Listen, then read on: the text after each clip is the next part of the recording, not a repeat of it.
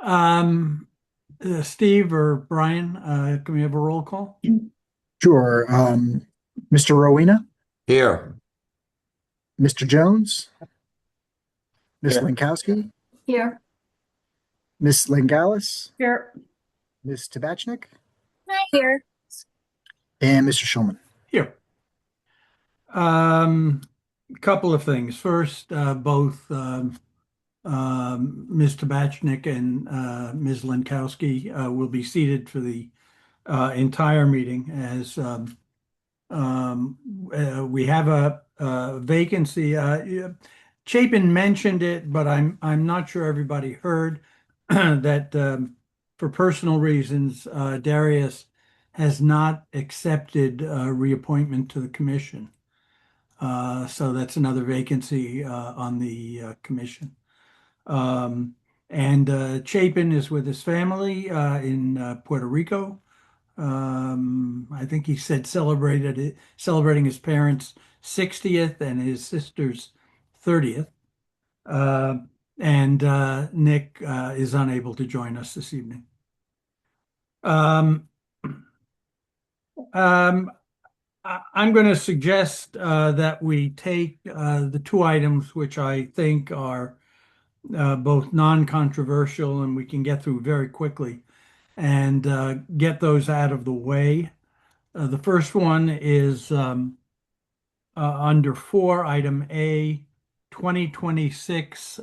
2026-14. It's an 824 referral from the city of Norwalk to acquire drainage easement for the purposes of maintaining newly installed storm drainage per drainage easement map 13, Heather Lane, and drainage easement map 15, Heather Lane. We have to report and recommend action. Is there someone here from the city to go over that with us? Yes, I'm Dan Stanton. I'm one of the senior civil engineers with Public Works. Our DPW committee spoke about this last night and are putting it before your commission per the 824 Connecticut general statutes. This was related to the drainage project in the Lockwood and Heather area. The existing drainage easement was not sufficient for the size of the pipe and complexity. A new easement was required. The pipe is in place and functioning. This is to authorize and report and move to the next step of performing work necessary to obtain the easement. Are there any questions for Mr. Stanton? If not, can I have a motion to approve the referral? Move to approve. Okay, Mr. Rowena moves. So a couple of hands go up, but I think Tammy was first to second. Let's do a roll call. Ms. Tabachnik, Yes. Mr. Rowena, Yes. Mr. Jones, Yes. Miss Lankowski, Yes. Miss Langalis, Yes. and Mr. Schulman. Yes, All right, that's passes approved. unanimously. Thank you. Good evening. Thank you all. Bye. Second is B, which is 2024-08, SP Cam, Harbor Ventures LLC, and Plumbing Works LLC, 18 Harbor Avenue, District 1, Block 25, Lot 7. Extension of time request for construction of a new building and use of the entire property as an earth processing and contractor materials storage yard. Is there someone here representing the applicant? Yes, Mr. Chairman, I am. Please. Thank you, Mr. Chairman. Good evening, members of Planning and Zoning Commission. For the record, my name is Liz Suchy. I'm a partner at Carmody, Torrance, Sandak, and Hennessy, and I've represented Harbor Ventures LLC in connection with the applications approved in 2024. Also present tonight is Rob Fahey, and he is a principal of Harbor Ventures LLC. We're coming to you for a second extension of time in order to secure the zoning and building permits necessary to complete the work for the proposed contractor's yard at 18 Harbor Avenue. Very quickly, you approved a special permit and coastal area management application in March of 2024. We requested an extension of time last year. There were some corporate issues that were being resolved with my client, and those have been resolved. And since that time, a lot of other things have happened, but excuse me, a lot of other activity has taken place. A lot of other necessary actions have happened, but we're just not able to get the zoning and building permits as yet, and we do need some additional time. We've already recorded the certificate of special permit in August of 2024, along with the map of the approved site plan. Just last week, we received design and pricing information from the steel manufacturer necessary for the building, and that is Iron City Structures out of Ohio. The design needed to figure out fire code requirements and also snow drift requirements in relation to adjoining properties. We've obtained a permit from the Department of Code Enforcement to disconnect the water and sewer lines, to cap those lines, and install a meter pit that was secured just last week. The foundation plans are in process and should be finished shortly. And lastly, we have a WPCA review and for an oil separator, and that is for a miscellaneous industrial user general permit that's under review right now with Chris Cavalier of WPCA. So a lot of activity has taken place in the past couple of months. Lastly, there is one tenant left in the building, and that tenant's parent is rather ill. So my client is trying to do his best to accommodate that tenant for his needs and the parent's needs. So we would ask that you grant us one additional extension of time. With everything moving forward in the right direction, I'm confident that we won't need a full year, but if you grant a year, I'm sure it'd be more than sufficient, and we can move forward with the application, the permits, and construction for the structure that's proposed for this use. Any questions of me or Mr. Fahey, we're both happy to answer them. Any questions? Okay, if not, I'll entertain a motion to approve a one-year extension.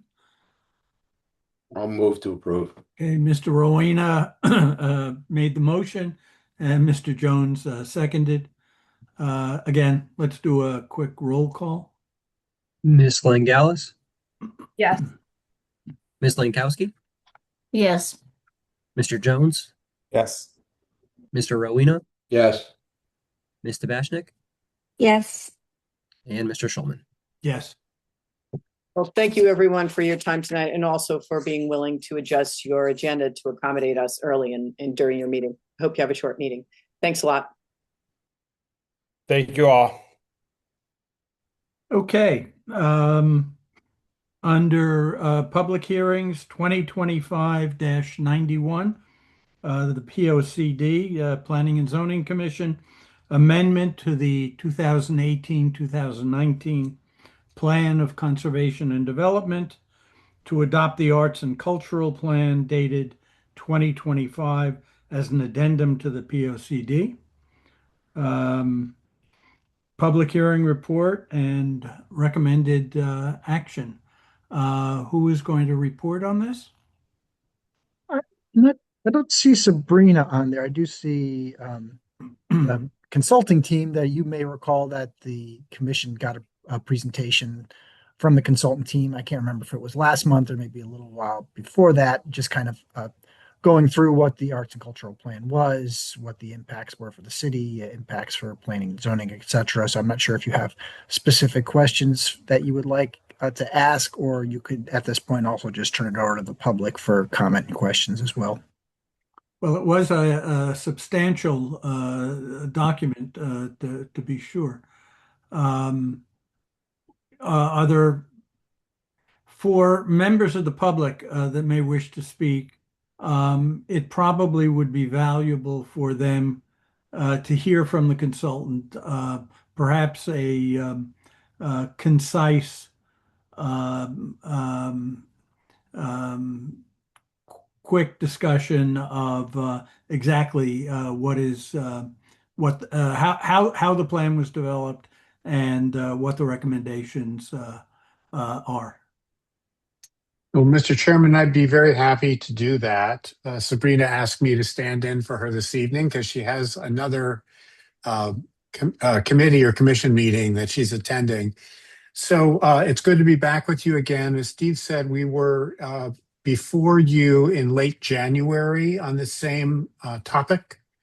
I'm David Pletner Saunders, a partner with Cultural Planning Group. And as you may remember, our firm specializes in planning in the field of arts and culture. And this evening, I'm representing our planning team of staff and consultants. I'd like to provide, as you requested, a brief overview of the plan we developed for Norwalk's Arts and Culture District. So by way of context, in 2024, the city applied for and received designation by the state of Connecticut as a cultural district. And in fact, Norwalk is the only large city in the state to achieve this designation. The district encompasses Wall Street through Waypoint, along West Avenue to Washington Street, and into South Norwalk. The plan you have before you in your packet was created last year in 2025 for a couple of reasons. First, to provide a plan to guide development of the cultural district. And second, to implement a provision of Chapter 6 of the citywide POCD plan that calls for a strategic plan for Norwalk's arts and culture. So this evening, we're seeking an amendment to the POCD. As the chairman said, it's good practice, as Michelle said in her staff memo, it's good practice to formally amend the citywide plan to acknowledge that the recommendation has been fulfilled, and further to authorize implementation of the arts and culture plan. So procedurally, this evening's meeting is a public hearing in compliance with the several referrals required by the city to amend the POCD. So what is the plan? Its purpose is to support and promote Norwalk's creativity, economic growth, community engagement, and cultural diversity. The plan was developed throughout 2025 with extensive stakeholder and community engagement. We did interviews, stakeholder discussion groups, open community meetings and forums, and a community survey. We developed the recommendations of the plan in consultation with the steering committee and staff. This was an unusually active and engaged steering committee of stakeholders, and they had a significant role in shaping the plan to truly reflect Norwalk. The plan calls for the district to focus on doing 5 things. Programming and activation is the first. The district should be continually enlivened with arts and cultural events, public art, street activations, signature festivals, and the like. Second is artist support. Norwalk's artists, arts organizations, and creative businesses will benefit from support such as work opportunities, increased visibility, affordable spaces, funding, and leadership. Third function is marketing and branding, establishing a brand identity for the district and its sub areas, marketing the programs in the district, and improved wayfinding. Fourth is economic development. The district is a powerful tool for small business support, increasing tourism and local visitorship, and for workforce development. And fifth is connectivity and unification, linking the different areas of the district, bridging the I-95 divide, and improving transportation.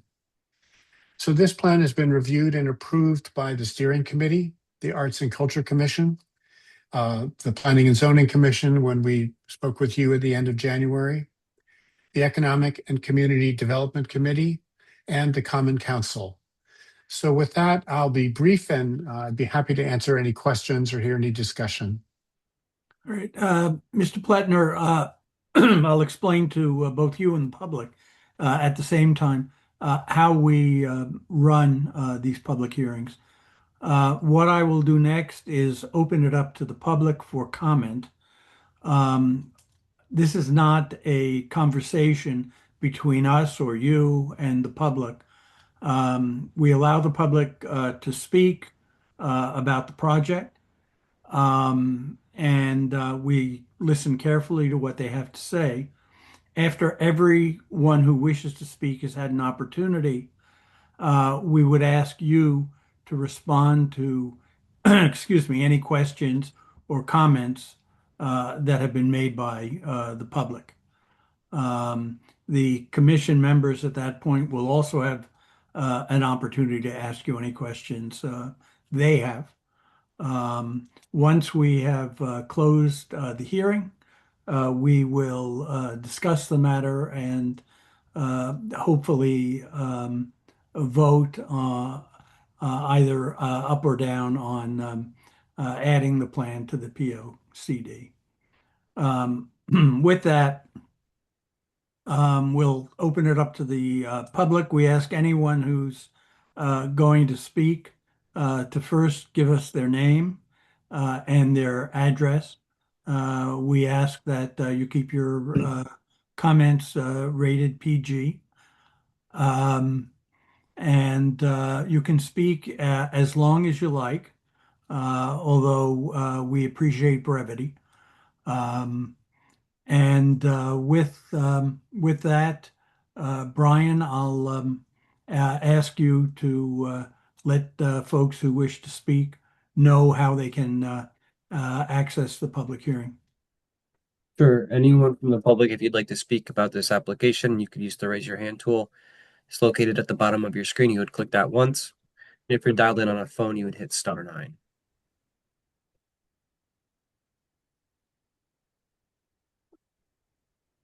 Does anyone from the public wish to speak on this?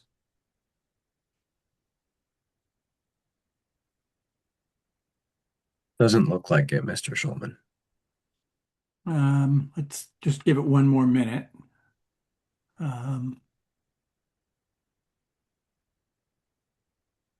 Once again, does anyone wish to speak on this?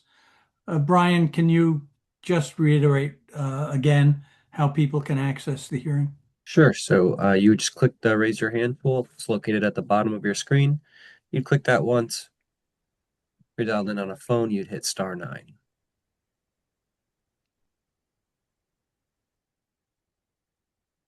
No takers? No takers. All right, then we will close the public comment portion of the public hearing. Mr. Pletner, I'll ask you if you have any further comments. No, I'd be happy to hear commissioners' thoughts and questions. Okay. Are there any questions for Mr. Pletner?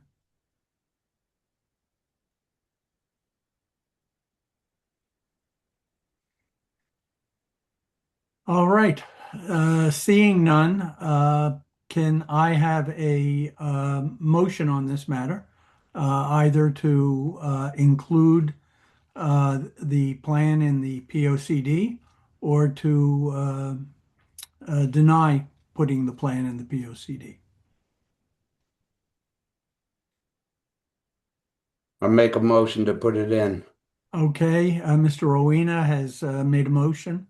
Is there a second? And Galen has seconded. Steve, thank you.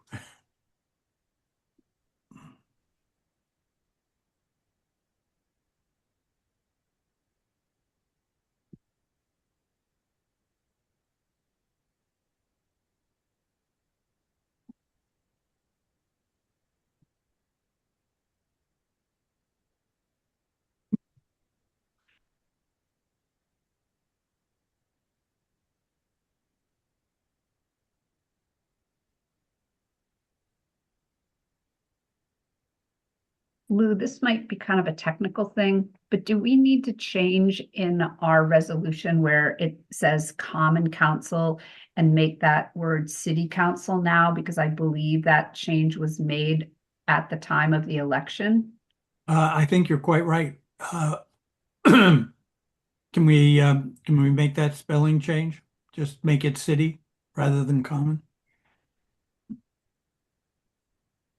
Thank you, Tammy. You're welcome. Thank you, whoever changed it. Nice to have that little tool, changes it. Right. Okay, let's do a roll call on this. Ms. Tabashnik? Yes. Ms. Wells? Yes. Mr. Rowena? Yes. Mr. Jones? Yes. Ms. Lankowski? Yes. Ms. Langalis, Yes. and Mr. Schulman. Yes. With It's that, unanimous. good. Thank you very much, Mr. Pletner. And thank you one and all. We're really excited to have this change made and to move forward with implementation of the district plan. Thank you. Thank you. Galen has arrived. Galen, would you take over, run the rest of the meeting? Okay. Let me just tell you before you take that on, that items A and B we have already taken care of. Under- That Under that's 4. that's the 824 review and Harbor Ventures extension. Okay, so we are now on to the referral from the city of Norwalk.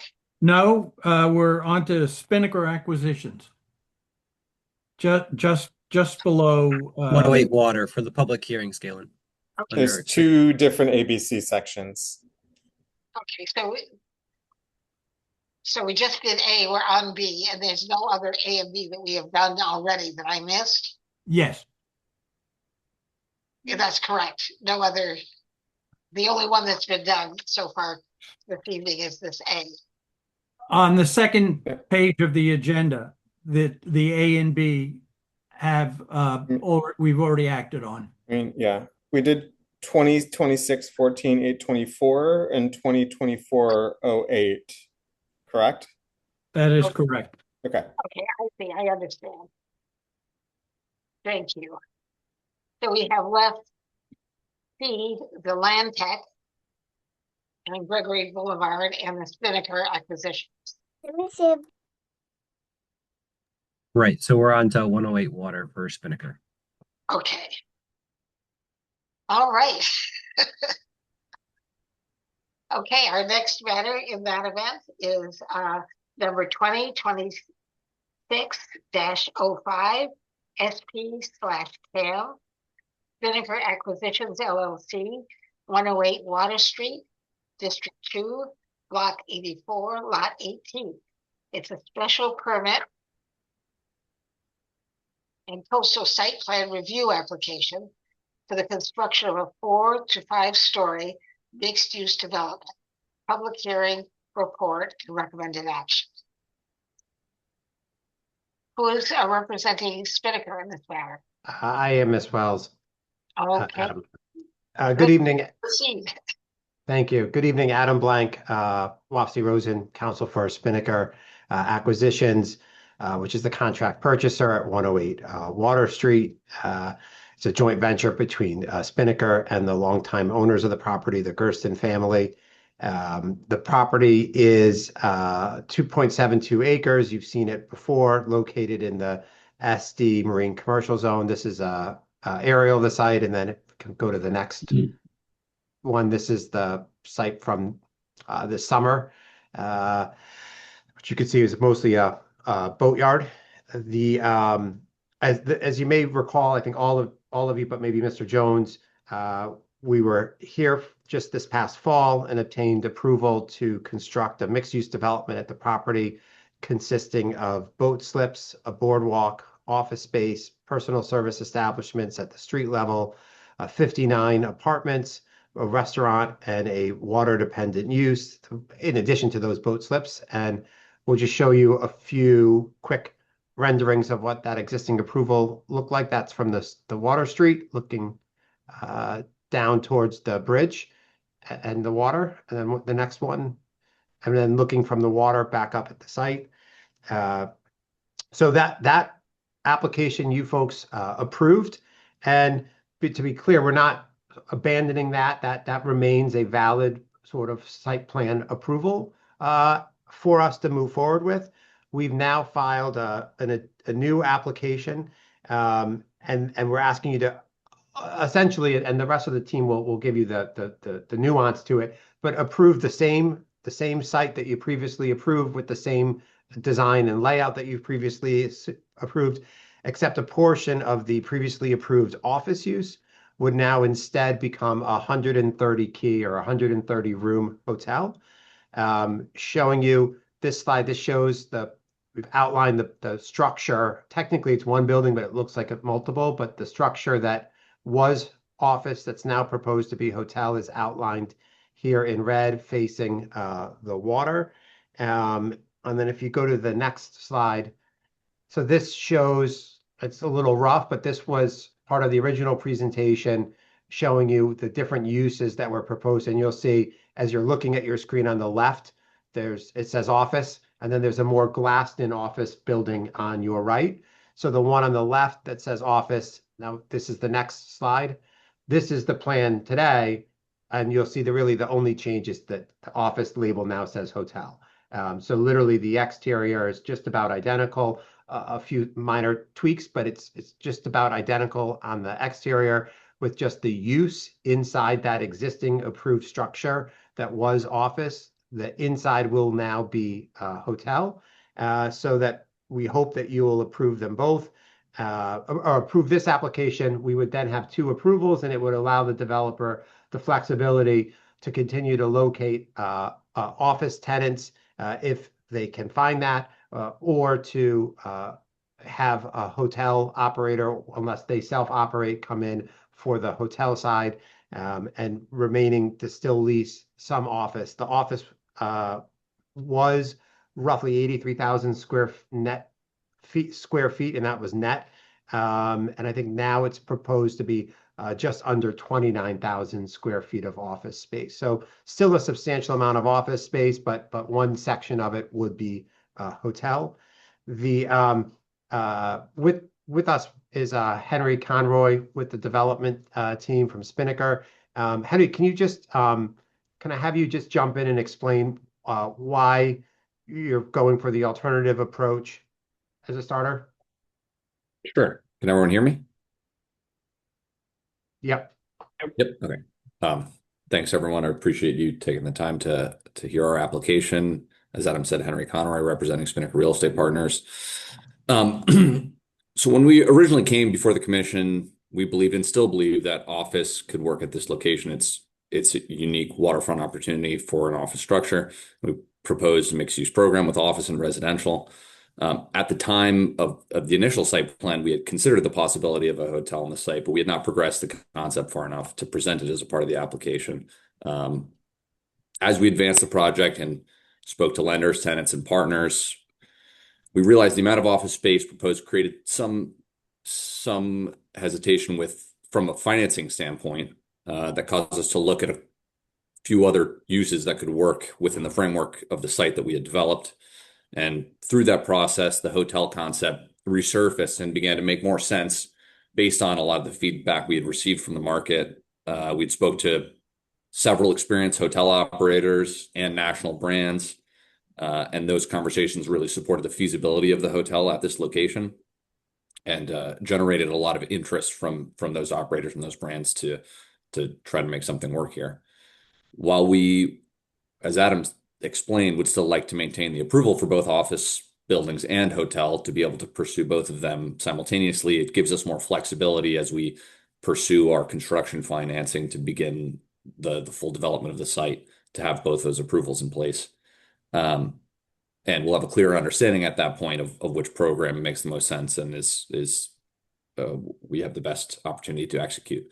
That being said, I know we have 2 approvals, or we're seeking 2 approvals. I do believe the hotel use helps really activate the waterfront and the surrounding public spaces that we're providing to the community via the park that Adam showed on the screen, and is a unique opportunity to draw people towards the waterfront in a way that office alone typically would not be able to do.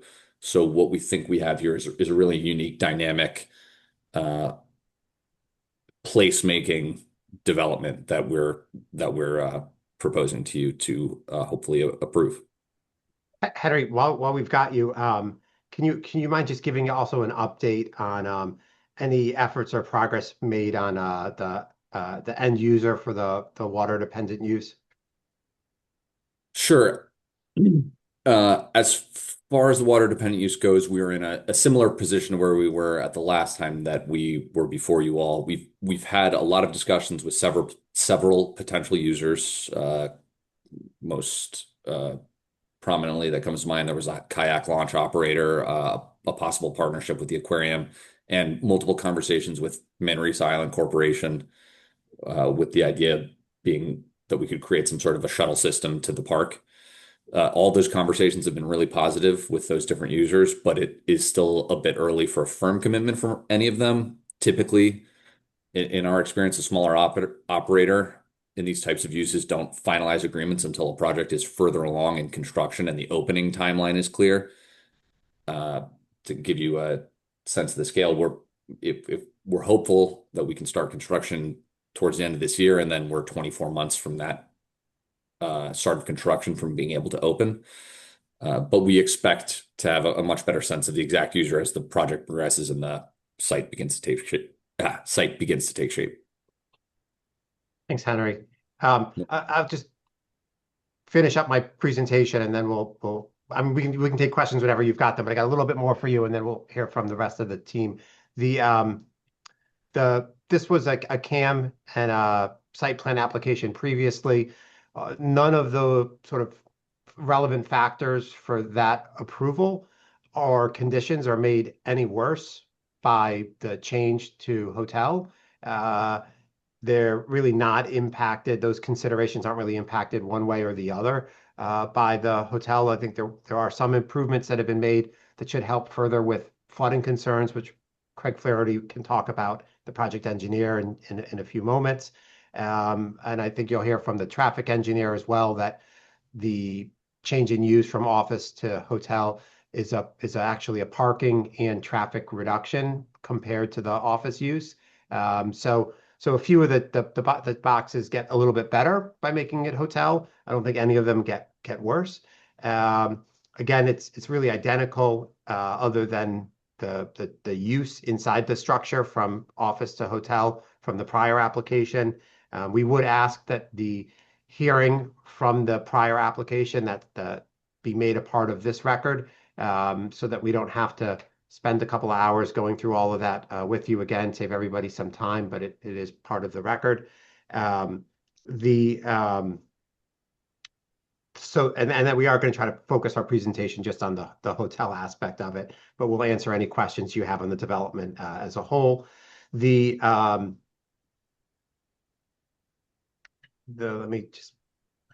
We've received all of the departmental sign-offs, with a few had some comments that were provided, which have now either all been resolved or agreed upon or are part of your draft resolution in your packet. So there's no outstanding issues with any of the departments that we're aware of, and they have all given us feedback at this point.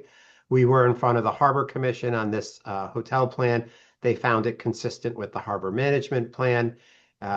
We've provided staff with copies of the proof of notice of the hearing and to neighbors and the posting of a sign.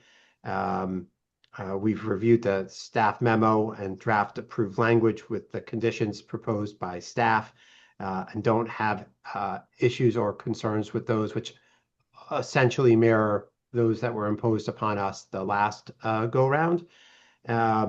So that's my briefer than normal introduction to the project. With that, I want to turn it over to the rest of the team so that you're going to hear first from Craig Flaherty at Redness and Mead, project engineer, then from Seelan Pather from Byfield Architects, then Eric Rains, the landscape architect, finally Brian Dempsey, traffic engineer from DTS Provident. Additionally, I think we have Azure D. Schleicher from Race Coastal Engineering is here and can answer questions on coastal engineering, but won't give you a real formal presentation. And Henry is here, Conroy, for ownership, and he also can answer any further questions you have of ownership. Unless there's more questions for me, I will turn it over to Craig Flaherty. Thank you, Adam. Good evening, commissioners. My name is Craig Flaherty. I'm a senior engineer and principal with Redness and Mead, a land use consulting company with offices in Stamford and Wilton. On this project, we're providing land surveying and site civil engineering services. I'm going to share my screen and go over a few improvements to the plan since you've seen it last. But just to remind you, this building is fully compliant with both your flood hazard mitigation regulations and FEMA's flood regulations. The usable floors are well above the flood elevation of 12, at 20 and 22, with some lobbies that are down below. But let me again share a black and white site plan here. So two improvements right off the bat: the southern entrance drive and the northern exit drive have now been widened and incorporate kind of flush walkway areas that enable a 20-foot wide fire access lane for emergency services personnel to get up and down, and that's through consultation with the fire marshal. The other big improvement is, you may recall, the lower of the two levels of the garages was initially at elevation 9, which was 3 feet below the flood elevation. So those cars were at risk, and we had a plan to deal with that. But now we've been able to elevate that lowest parking level to elevation 12. So it is now at or above the flood elevation.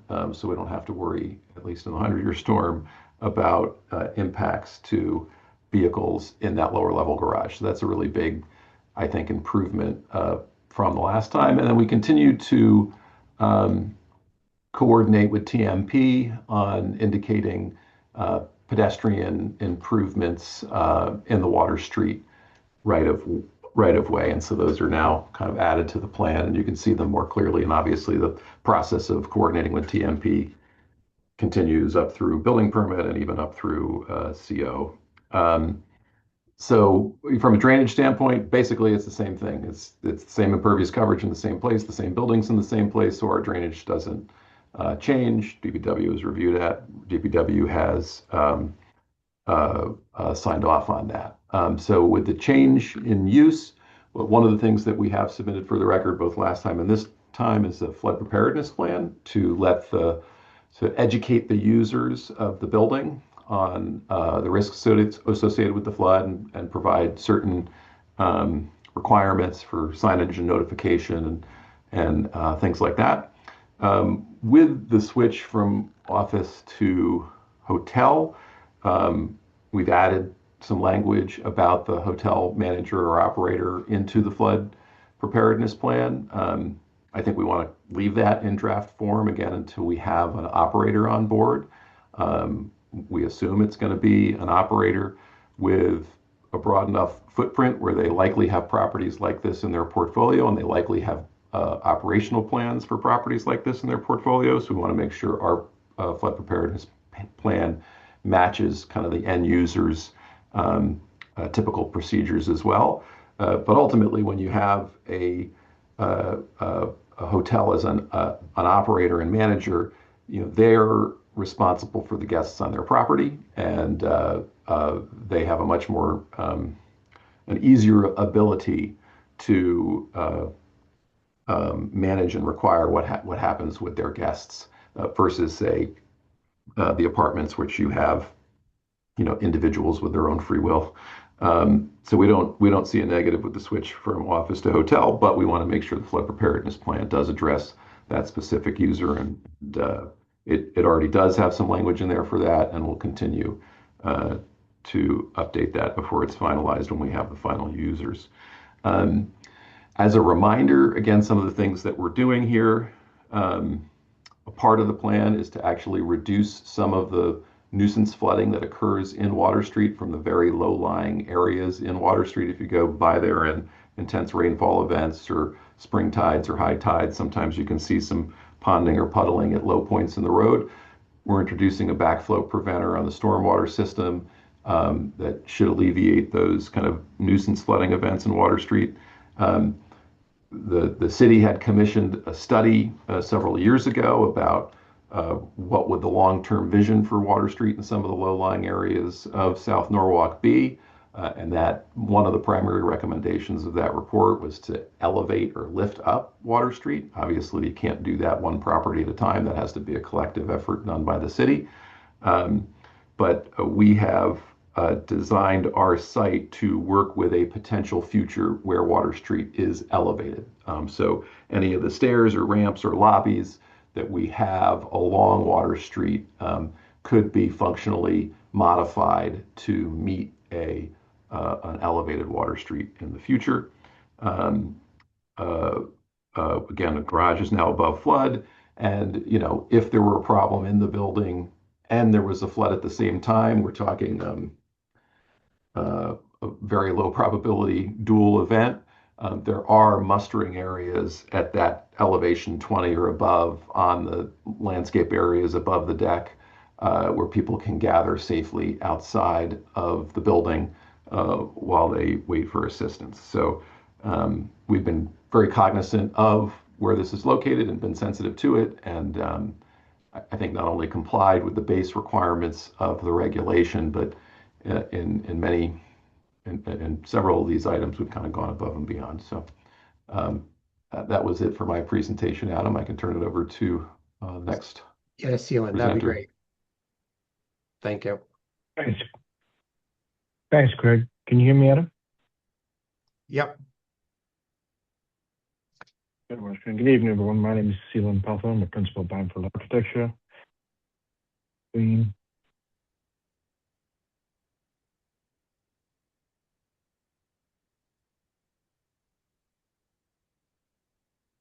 so my part is fairly quick. Big picture is that the building is largely unchanged besides, as Craig described, a few exceptions. So we're here at the first parking level. To remind you, there's Water Street and elevated personal service establishment, and there's a grand stair going down the middle, if you remember, and a loop road around through the development, in and out. And then there's the walkways on either side, with flat Water Street all the way around, so you can loop walking around the site. And then there's this beautiful pocket created air drains. So the change here is that this parking is now 12. Then I go up elevation 12. Then I go up one more level, and this elevation, which was at 19, is at 22. And the way I describe this is the deck. If the drawings look slightly different from what we've shown you before, is because we've added more detail. We're in construction drawings now. I get this ready to bed. Limited, so there's more detail. So there's cores are laid out and residential cores, and not big change, but responsive change here to the fire marshal's request was that this drive-up was 14 and it's now 20, so he can get a fire truck. We checked the loading as base request and engineering this deck to support his fire trucks. You can see we've literally rounded the edge of the building here to make sure that the fire truck has clear access with the turning templates provided by Redness and Mead. And all of these curbs have been changed to multiple curbs so a fire truck can get into any of these areas. Wheels lift and change here from 14 to 20. We achieved that by squeezing the building. And then here's the change for the hotel. So restaurant stays as is. There's a restaurant down here. We're just giving some thought to what the program it could be. As Henry was saying, he's talking to operators and want to see what a plan could look like. But just totally, I'd say that we were hoping to create something really nice for the community.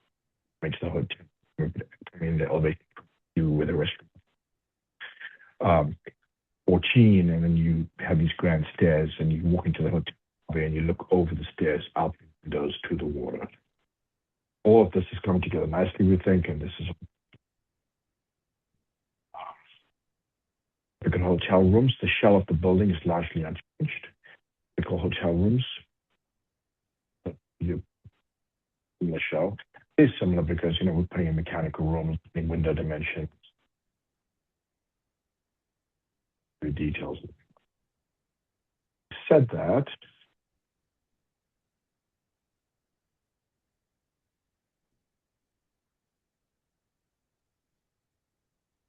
renovate.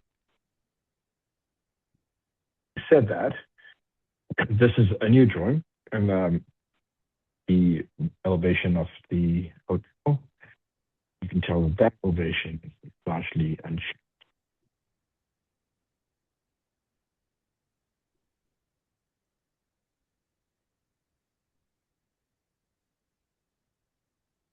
question. You did cut out there a little bit, Seelan. In and out. I don't know if anybody else could hear that, but What, the whole thing, or just lost it? there's bits and pieces. Just when you went to this, when you went to this image, Seelan, you cut out. Yeah. Okay, I said the building is largely, sorry, it's a running joke, Brian, between Henry and me, but me not being loud enough. The building is largely a change from this view. And that's what we showed you before. I have a That's couple all I of have. questions, and they could either be for Mr. Pather or Mr. Conroy.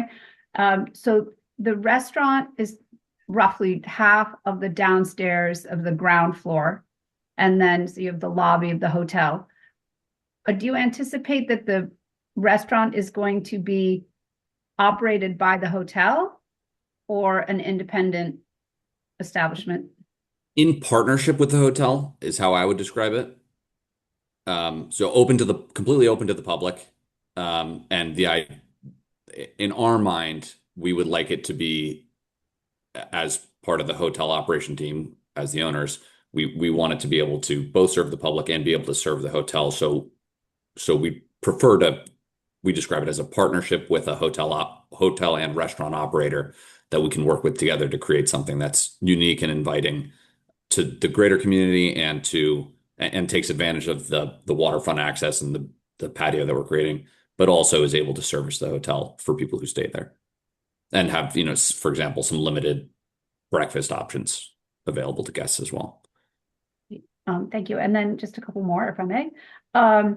So the hotel then is 3 floors, and the second floor connects to the building that's on the street side. And then the office building, there's no connection between the front building and the office building? They're all interconnected via the garage, and they all have separate lobbies within the garage where anybody would be parking to enter into any of these buildings. So Seelan, if you go down to the lower level, so all of them sit on top of the same parking structure. So from this perspective, they're connected.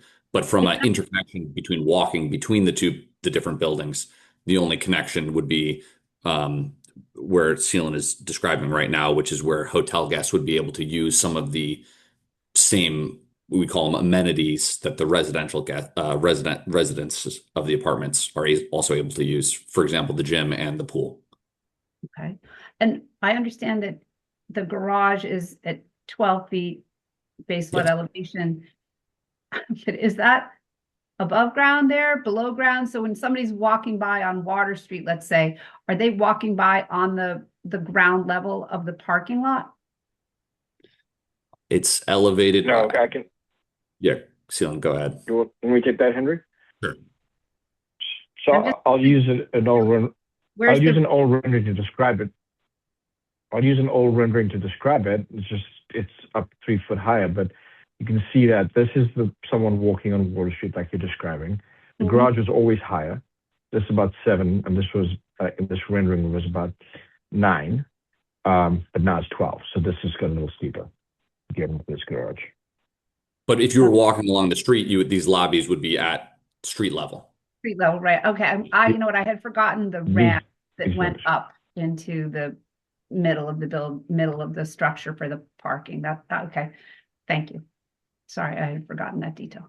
So yeah, no, you wouldn't see the garage while walking along the street. No, yeah. So it doesn't feel like the parking is at the street at all, because the whole point of this is like to get people walking there and have it active and. Yeah. Okay. Yep. No, not at all. And so how many? Park is completely shielded. If it goes to being a hotel, how many guest rooms would there be? And if you know, how does that compare, say, to the one over by the police station? We have 130, and I think is it 100 or Adam, maybe at the police station? I believe at the police station it's about 100. It might be 110, but that's the ballpark. And I didn't mention it before, but the expansion, well, not expansion, the other hotel that was proposed by the police station was struck down by the courts. So it did create an additional demand here for a hotel. So it's not considered a boutique hotel given the 130 units. So we have, to answer one question, it's 102 units at the Residence Inn, and we're proposing 130 units. We have been in conversations with a number of different hotel operators and branding companies about what we want to do with it. We haven't ultimately made the decision if we're going 100% boutique, meaning we completely create the brand on our own, or we partner with a flag. In the event that we partner with a flag, it would be what they consider a soft brand, meaning it would be a brand to the experience of anybody who was, or it would be a boutique to the experience of anybody who was going and visiting the hotel to the greatest extent possible.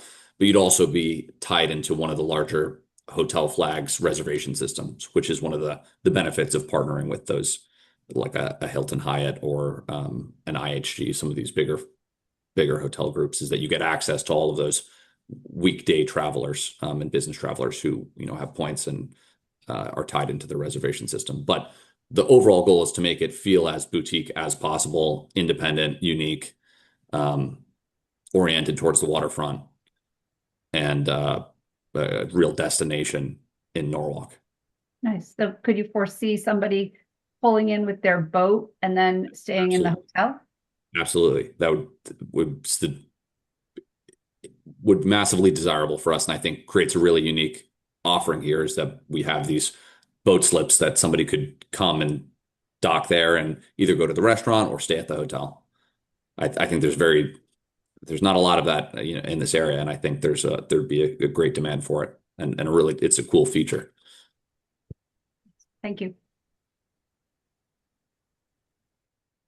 If there's not other questions, Eric Rains, the landscape architect. Eric, do you want to just quickly go over it?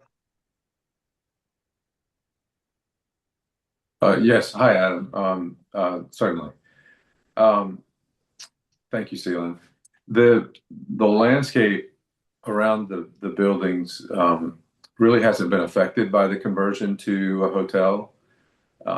Craig mentioned that the elevation of the garage changed, so everything did go up, those same 3 feet, but we're able to retain the original design.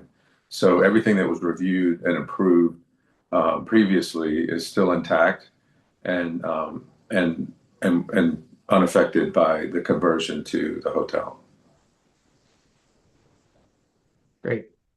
Thanks, Eric. And then we'll just have Brian Dempsey, the traffic engineer, speak. And Brian, before Brian talks, just to clarify, earlier, I think Henry mentioned that there's been some discussion with Manresa about the potential for a shuttle from the site over to Manresa. Just to be clear, that would be a boat shuttle, not buses shuttling from the site. So I just want to make sure that's clear.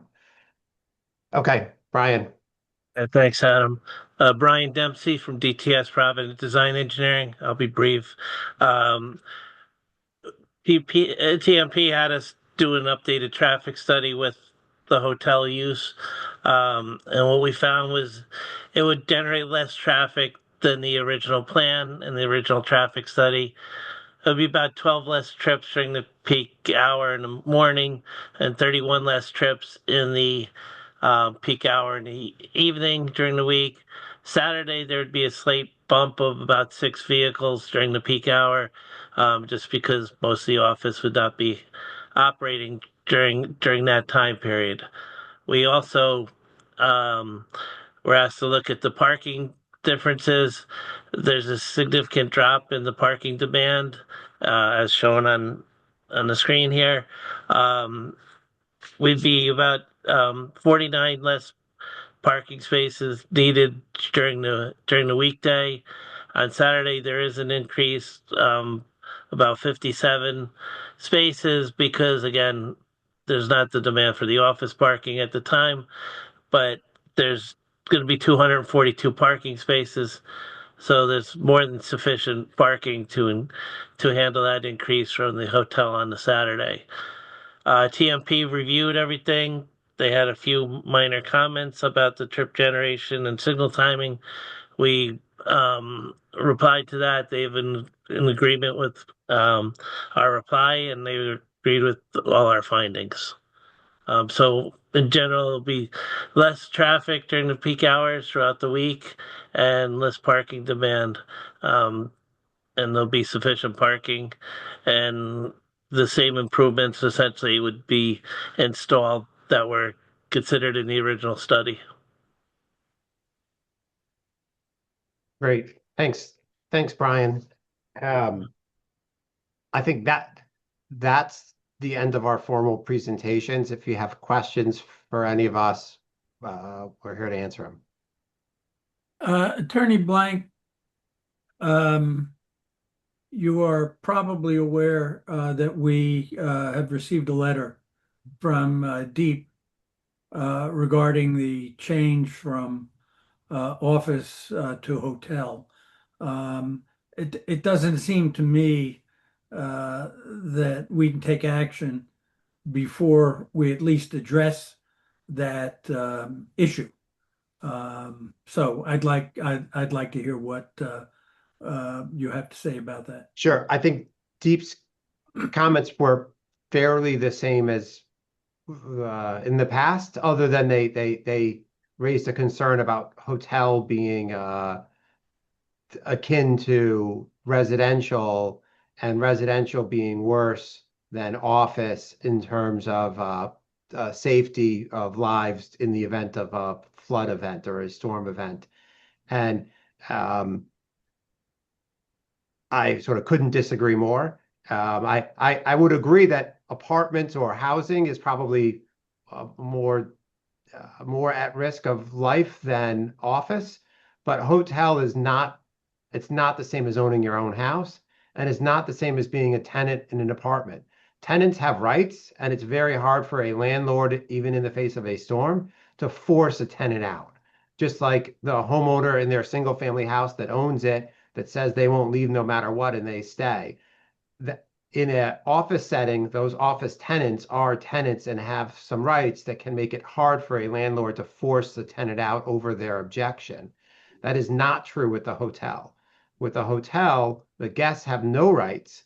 And in the event of a storm, the hotel operator, we have a plan, but the hotel operator will shut the building down if needed and force everyone out. They don't have a right to stay. They don't have an option to stay. And our team knows this, but I was in Tampa when a hurricane came through at a hotel. About 2 days before, they said, move your cars or lose them. And the day before, they said, we're closing at 11 a.m. We're going door to door, and security will escort you out if you're not out. We're shutting it down. And that's what happened. Everybody leaves. So, the hotel, we don't see the hotel use as posing any increase in danger from the approved office use. In fact, we think it'll be easier to manage people with the hotel use. Thank you.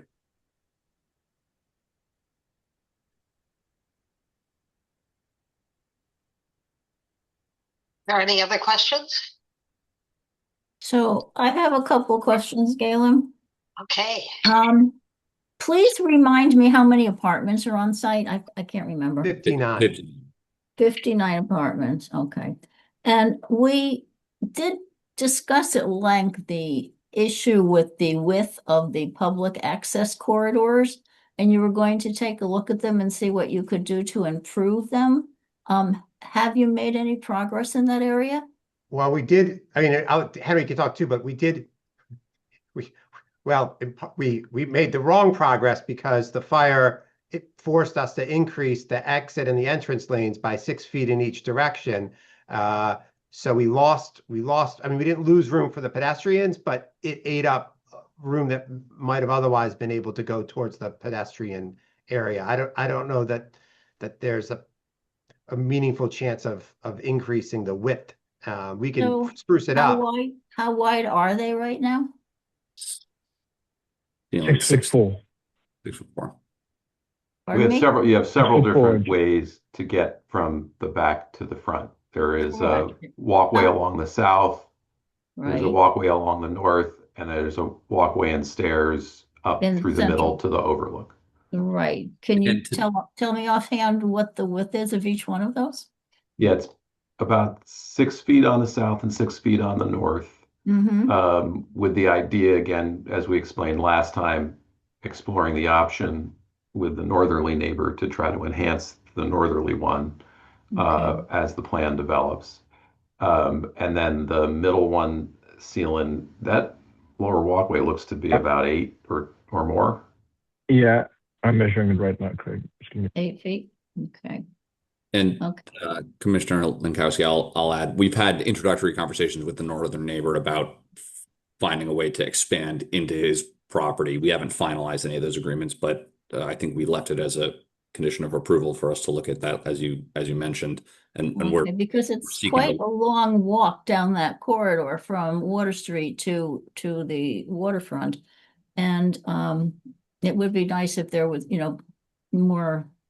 a more inviting way to reach the waterfront. And just as a frame of reference, 2 people can walk comfortably side by side on a 5-foot pathway. So this being 6 just gives it a little bit more generous experience to get from Water Street down to the water. Okay. And just one more thing. In terms of parking, is there parking for the public in the garage if someone wanted to come and wasn't eating in the restaurant but just wanted to walk around or to the waterfront side? Would they be able to park in the garage, or would they have to find parking off-site? We have some parking that's shown up at the front at the upper level of the plaza, which we'll leave open, and then the garage we will have to manage to some extent in combination with the hotel and the office users. But Henry, you guys do. Sorry, you typically will figure out what the needs are and then modify how much public is allowed in based on how many spaces are being used by the tenants and their visitors, right? Yes, absolutely. Okay, thank you. Thanks very much. So I'll just answer your question about the middle. We consider this the primary entrance, and it's a curated experience, but 25 at its widest, and for the most of it, more than 10, 11, close to 12. Okay, thank you. Down the middle. Good. Tammy, do you still have a question? Yes, thank you, Galen. In the parking, or not the traffic report, excuse me, I'm just curious, does that take into effect or into account when the Stroffolino Bridge goes up? Like, does the parking count go haywire for stuff like that?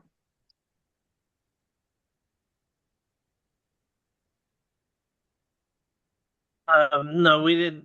We counted live situations, but it did not account for if the bridges, because that's something we can't really control.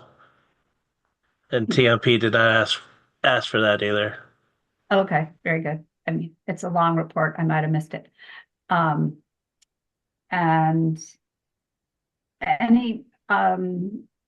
any indication on what type of retail is going to be in the stores on the front on Water Street? Not at the moment. I think, Adam, it's a personal services establishment, right? Is the zoning designation that we which I would call retail, but it cuts out some of the retail uses. Okay, thank you. I know it's far away into the future. But. Yes, unfortunately, they're small spaces. We would love to have some great activating tenants on the ground floor, but tenants of that nature are typically not looking 30 plus months out to figure out where their spaces are. So we typically have to have something that we can show to them before we can secure the tenant. Sure. Thank you. Are there any other questions? Okay, we can move then to the public comment section. Is your presentation finished, Attorney Blank? Yeah, other than any rebuttal needed after the public comment. Okay, thank you. Okay, so we'll move to the public comment. As we said before, you're invited to make a comment. We expect everyone to be polite and respectful making comments. You can speak as long as you want, but we appreciate it when you are brief and you are to the point. we need your name and address before you begin to speak. Brian, can you tell them how to express their desire to speak? Yep. So for anyone from the public, if you'd like to speak, you could use the raise your hand tool. It's located at the bottom of your screen. You'd click that once, and if you're dialed in on a phone, you'd hit *9. With that, we have Linnell Jones. Thank you. My name is Linnell Jones, and my address is 10 Point Road. Deep says no. P&Z says yes is the title of a video recently shared by concerned residents of East Norwalk, available on the ENNA website. In this video, similar to this proposal, Norwalk Planning and Zoning Director uses resilience language to create conditions that support and encourage increased development in the coastal flood zone. Westport recently denied a developer's big waterfront plan, not allowing resiliency language to be used to support development in sensitive coastal areas because it's against the Connecticut Coastal Management Act. Using resilience language to rationalize development in the coastal flood zone should be expected from attorneys highly paid by developers. But isn't it your responsibility to balance economic and community development with environmental protection and conservation? Isn't it your responsibility to look out for public safety and future expenses that could surprise taxpayers? Isn't it your responsibility to know planning decisions, long-term decisions, differ from zoning, permitting decisions? When Norwalk merged planning and zoning, was it explained that you now wear two hats, one for planning related to our 2019 POCD and a different one for zoning/permitting? Does anyone remember when rising waters required Bridgeport United Illuminating UI's substation to be shut down, turning off electricity from Boston to Philly? This is why Connecticut requires municipalities to plan for rising sea levels, stronger storms, and more severe flooding. This is why Norwalk's municipal coastal program needed to be approved by DEEP. Do you know the consequences of DEEP invalidating our coastal management plan could affect our future ability to get grants? DEEP has written twice what Attorney Blank is representing as legal is in violation of the Connecticut Coastal Management Act. What Attorney Blank is proposing is illegal. First, in their 20-page letter dated August 27, 2025, and again in their 2-page letter dated March 3, 2026, DEEP is clear. Reread the long letter and the short letter. DEEP's letters are denials because the application violates the Connecticut Coastal Management Act. The definition of resiliency is the ability of something to return to its original size and shape after being compressed or deformed. Resiliency is the ability to recover quickly from difficulties or challenges. Our 2019 POCD, our official planning document, addressed the need for resilience, particularly regarding Water Street flooding. Ordering a new strategic waterfront study and changing waterfront zoning regulations doesn't make the 2019 POCD's requirement for resiliency irrelevant and does not override our current harbor management plan, which requires any project affecting our harbor to be reviewed. Using resiliency language as an excuse to develop in the coastal flood zone is legalistic noncompliance. Sounds like it's okay, but it isn't. Legalistic noncompliance, where attorneys use misleading arguments and formal procedures to obscure compliance with regulation and laws, erodes trust, undermines accountability, and paves the way for outright defiance of rules meant to protect the public interest. Please do not be confused. Lives, in addition to property, are at stake here. Should anything happen as a result of no dry egress, Norwalk taxpayers will be paying the bill as attorneys bill hours. Deep says no. P&Z says yes. It's just one reason this application should be denied. While there is no question the lack of dry egress increases the likelihood of harm to people and property, as no emergency vehicle can drive through a flood or moving water due to storms and high tides, there is also the very important question of process, whether the proper procedures were followed in this situation for this preferred developer. The flood preparedness plan for 108 Water Street is more legalistic noncompliance. It is one thing for longtime residents to be aware that high tides regularly flood Water Street, aptly named, yet quite another to expect our out-of-town hotel guests to know how regularly emergency services are not available, creating real risk for human lives and potential serious liability for the City of Norwalk taxpayers should anyone suffer or die due to lack of emergency service. Was the 7-page flood preparedness plan reviewed by the Harbor Management Commission as required under our current harbor management plan? No. And why not? Do any of you believe out-of-town hotel guests will be given this plan so they know it's their responsibility to register with the City of Norwalk Everbright emergency notification system? Reading it, I couldn't decide to laugh or cry, particularly the last section, limitations. Why wasn't this flood plan reviewed by the Harbor Management Commission? And do you believe it adequately prepares an out-of-town, maybe out-of-the-country visitor?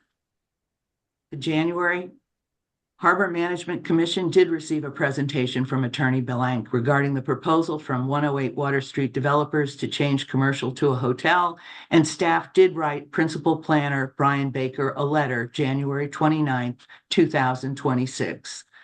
The meeting video is proof that the contents of the January 29, 2026 letter is inaccurate, incomplete, and misleading. It does not reflect the actual motion, that commissioners wanted it included, that they concurred with Deep's reasons for denial, outlined in Deep's August 27, 2025 letter. The motion was discussed, and it is clearly stated that commissioners still have the same dry egress and other concerns that were made by Deep, despite many aspects of the proposal appearing to be consistent with the harbor management plan, like public access to the water. Whether this proposal welcomes the average Norwalk resident to touch the water and meets harbor management plan goals was discussed at length in the August harbor meeting. The letter, written by senior staff to Principal Planner Brian Baker, states in all capital letters and bold font, the equivalent to shouting, that the commission found the new proposal to be consistent with the harbor management plan. Yet this is far from the truth. The August harbor meeting, which is referred to, includes a long discussion. In contrast, there was no discussion about the proposal in January, just discussion about the wording of the motion. The video is proof the motion made is not what is shouted out in the staff's letter to Mr. Baker. This is very troubling, since the minutes of the January harbor meeting also failed to include a different discussion, motion, and vote to take an action.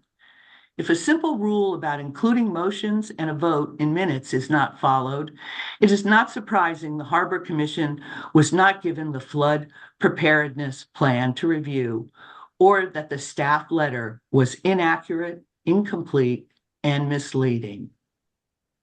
Bad process and legalistic noncompliance may have convinced you to approve this application. However, I ask that you sincerely consider Deep's denials and think before you vote no. Thank you. If anyone else would like to speak, you can use the raise your hand tool. It's located at the bottom of your screen. You click that once. And if you're dialed on a phone, you can hit *9.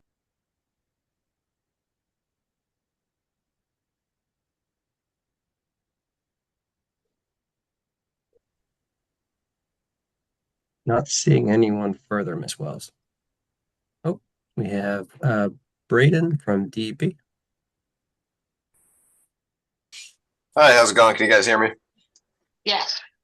Yeah, just wanted to reiterate. I know our comments came in yesterday, so I'm not sure if everyone has had enough time to fully review those, but we obviously had concerns with the residential component back in the August application, which we issued the denial letter for.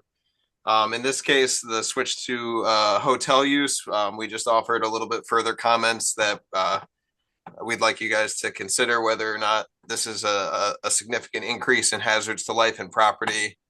I think the attorney made a decent point earlier. It can differ between office and hotel use. You have examples of hotels that'll close, offices that'll stay open, and vice versa. I think a big part of our concern in that case was more the personal.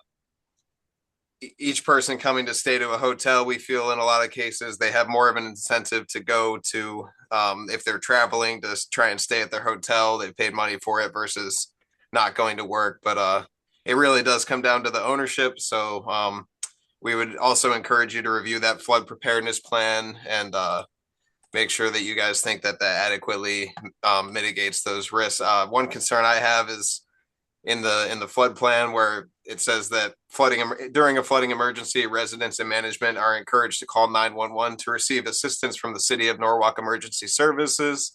A big flood hazard that we saw with the August application was just that, in a flooding emergency, that there is no access from emergency services if those roads are underwater. So this is a case we're not as we're obviously still. We stand by those comments about the residential aspect, having apartments there. We believe that's inconsistent with the CCMA. In this case, we're just asking the commission to consider this switch to the hotel. A little bit more on you guys to make that determination. Is this a further increase in hazards to life and property, especially given those dry egress concerns? But that's all I had. Just wanted to make sure that everybody understood kind of where our comments were coming from on this one. So thank you very much. Thank you. And last call, anyone else would like to speak, please use the raise your hand tool. It's located at the bottom of your screen, or *9 if you're on a phone.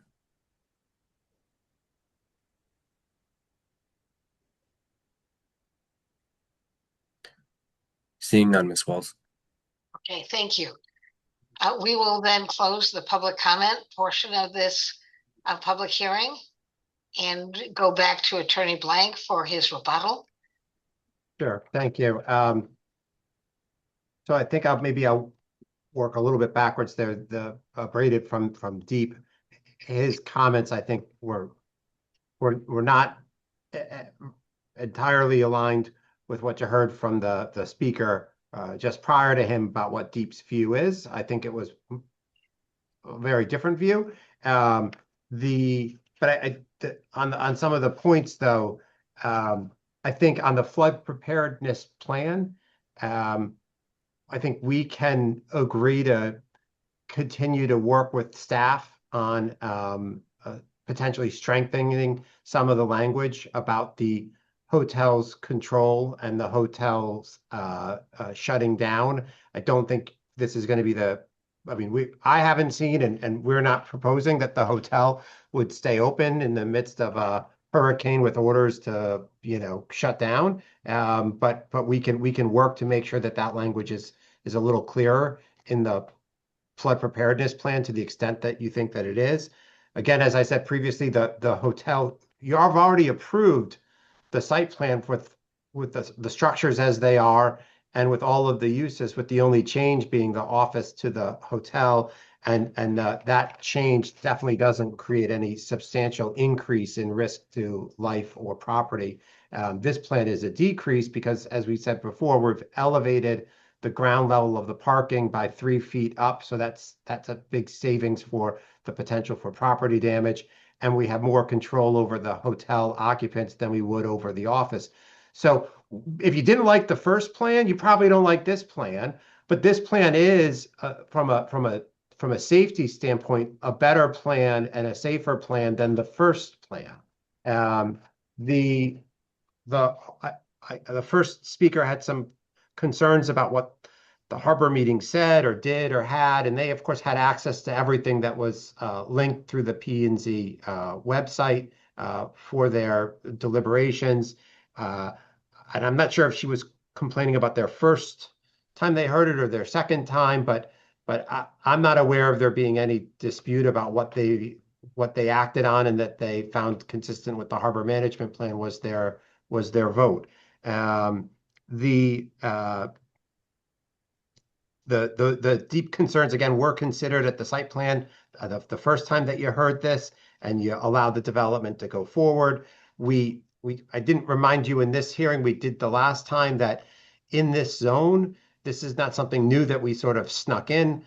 Developments like the one proposed have been allowed in the marine commercial zone since its adoption in 1987. That's not the hotel portion, but the whole rest of the project that was approved when we got our last approval, that was all allowed.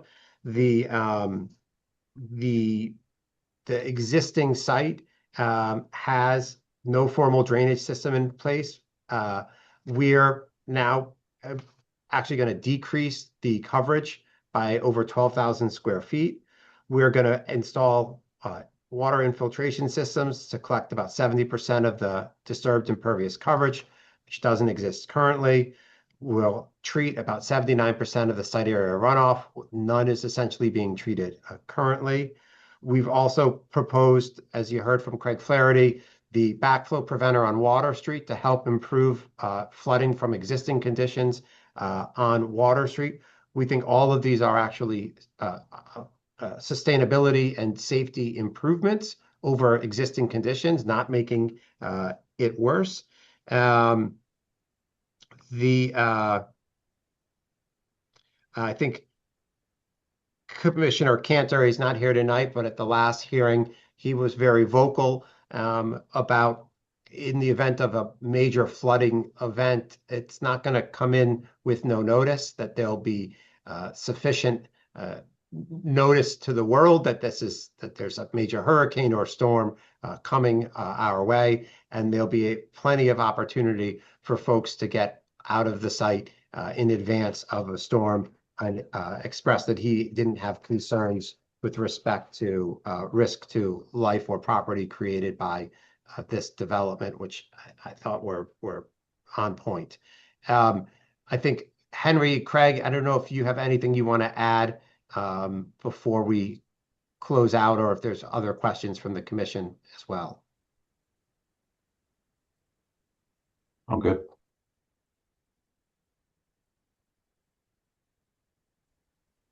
Okay, so with that, if there's not any, I mean, that's the end of our response absent questions. So I guess you can close the hearing.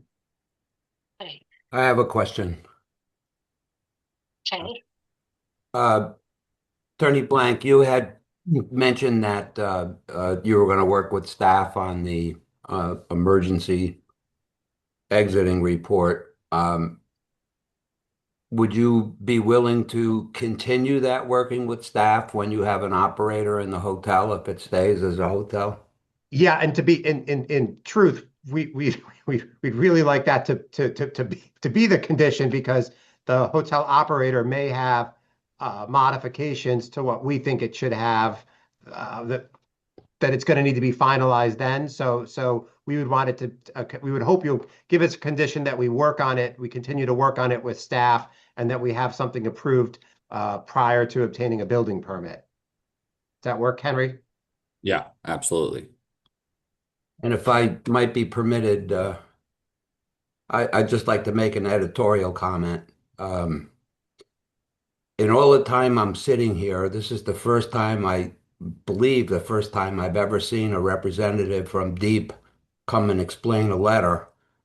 And I'm happy that he did so, because I have my own feelings about notice of a storm and the ability to leave and all that. And I was just happy to hear the DEEP representative go along with at least what my way of thinking is, and I would have to say what was expressed by Attorney Blank as well. That's it. Are there any further comments or questions?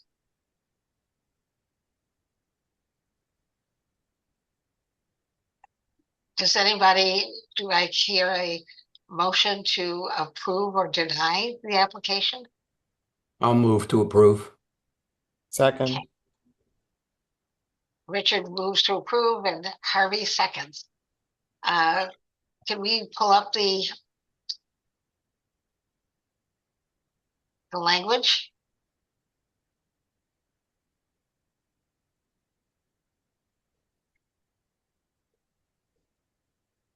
So I highlighted some language that I added that's new from what you had last seen. Hey, Brian, could you bump that up a little bit? Yeah. There we go. Much better. Okay. Let me shut my camera off since I'm getting Zoom errors.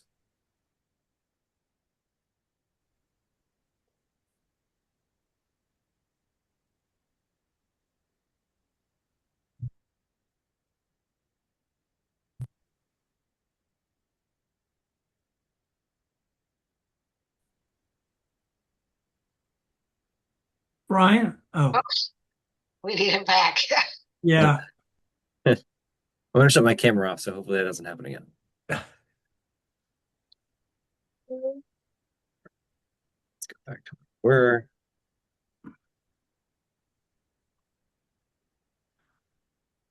Brian, I'm a little bit concerned under 2, where you say reduction of impervious surface addresses Deep's concern and reduces adverse impacts. I'm not sure that we address all of their concerns. I would prefer reduces adverse impacts as much as feasibly possible. Certainly could stay there. But I don't want to put words in Deep's mouth. Gotcha. Other than that, we had to update the architectural plan date since that's a little bit more updated. Found a copy and paste error from the previous approval where we had just said site plan approval. This is a special permit and coastal site plan. And then lastly, based on Mr. Rowena's language, let's see where I tried to put that. Let's see. This. So obviously this could use some wordsmithing potentially.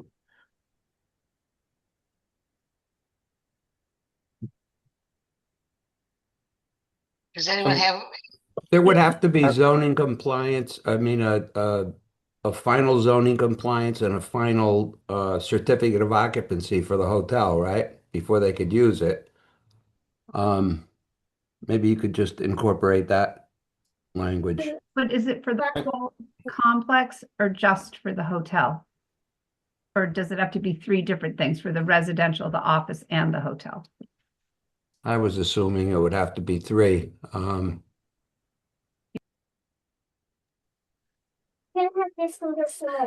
So we can make this plans. Yes. Can we just say that the applicant shall finalize a flood preparedness plan and just strike continue to work with staff, or is that necessary? I mean, we want the finalized plan, right? Yeah, I think I don't know if it makes a difference. I think in this case, it just makes sure that staff and ultimately you would have some sort of ability to review if necessary. Okay. And then using this certificate of zoning compliance, that's essentially the last step. So it's giving them the most amount of time, which they may need for their hotel to get their hotel operator lined up and make sure that they're on board with whatever the flood preparedness plan is going to say. So when you're using the word certificate of zoning compliance, that means at the end of the final build then? Right. Okay. Right. Yep, that works then. think you should put something in there about the applicant and the hotel operator shall. Your applicant and including the hotel operator, something like that.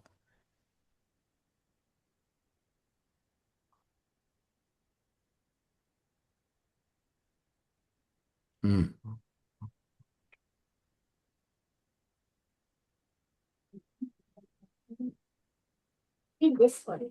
I don't know if I don't want to complicate things at this point, but I don't know if it almost makes sense. You can't ask the applicant if there's almost a separate piece to the flood preparation plan for the hotel, or maybe that's just a different section but we can sort that out. And I think that condition kind of covers it. We can chat with them after. Yeah, how it sounded was that a potential hotel operator is going to have probably their own specific requirements for what the plan might say.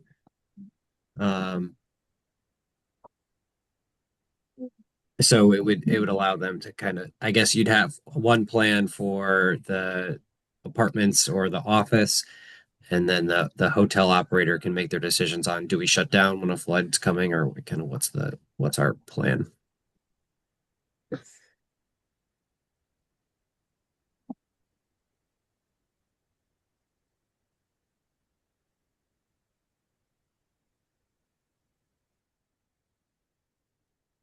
Okay.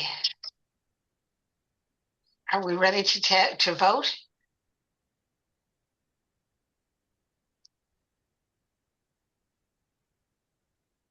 Brian? Perhaps a motion just to approve the resolution as revised. Yes. Richard, do you? Yes, I have no problem with Accept it? that. Yep. Harvey? Perfect. Okay, so I guess we are ready now to vote. We should do a roll call vote, obviously. Brian, can you do the roll call? Sure. Mr. Schulman? Yes. Ms. Langalis? Yes. Mr. Rowena? Yes. Ms. Lankowski? Yes. Mr. Jones? Yes. Ms. Tabashnik? No. And Ms. Wells? Yes. Okay, that carries. Thank you. Thank you all. Okay. So we will move on now to our last remaining matter is 2025-84 CSPR Land Tech 163 Gregory Boulevard, retain a shorefront flood and erosion control structure that was built without permits and construct a new residential dock. Report and recommended action. Who is here representing Land Tech and 163 Gregory Boulevard? I am Tom Ryder with Land Tech. Okay, thank you. Shall I proceed? Okay. At the last meeting, as you know, we had a discussion about the wall on the dock, and the meeting was left at you had requested basically a chronology of what had happened since the owner was informed that there was an issue with the wall and the CAM application that was submitted. So we prepared that and submitted it last week. I can go over it briefly. It's all been spelled out in documents in front of you. Would you like me to go over it to the highlights, or how would you like me to present that, or not at all? If not, I can be available for questions. I don't really know how you want to proceed. I'd appreciate you going Okay, over that's fine. it. Not a problem. So in September of 2020, there was a permit issued by your commission to develop the property with a single-family house and a retaining wall along the shoreline. In September of 2021, so the house was built, and in September of 2021, Mr. Ireland conducted a final building inspection of the house. and told the owners that he saw no issues and that they just needed to get approval from P&Z to finalize the process, etc. Then at that point, the contractor reached out to the owners again and informed them that they were all set and they could move in. I mean, they were all set and ready to go. Then in 2021, so later that year, in November of 21, there was an as-built prepared, and in December, the city called DEP and informed them that the wall was not constructed in accordance with the plan. So the Cottlings and a member of Landtech met with Mr. Kleppen, and they went over it, and were basically told that the DEP would be looking into it and may have an issue with it, and that a coastal site plan application would be required. So Alexis, like the next month, Alexis Karanketti notified the DEP background summary and kind of informed them of what was going on. And oh, I'm sorry, I misspoke. In December of 2021, there was a letter from Mr. Kleppen stating that he expected DEP would look into this and required a coastal site plan. So then in January, Alexis Karanketti provided a summary to the DEP, and then in January of 2022 is when the Peter Cottling and a member of Landtech met with Steve Kleppen to discuss the wall, and was told that the wall is an issue and was needed. Well, basically what he said was that the P&Z needed to issue a coastal site plan in order to correct the wall issue. So then DEP came out on January of 22 and looked at the wall and basically said they didn't really have an issue with it. It wasn't in their jurisdiction. They noted that there wasn't any work done in the tidal wetlands and they didn't see any fill placed. And there was a field memo issued on February 1st of 2022 that said it was closed. The issue was closed. And on February 2nd, so the day after that meeting, the field memo was issued. The DEP sent an email to Alexis stating that the complaint was closed. It was and that the work had been conducted landward of the CJL and was outside of the tidal wetlands and was not an issue with the DEP.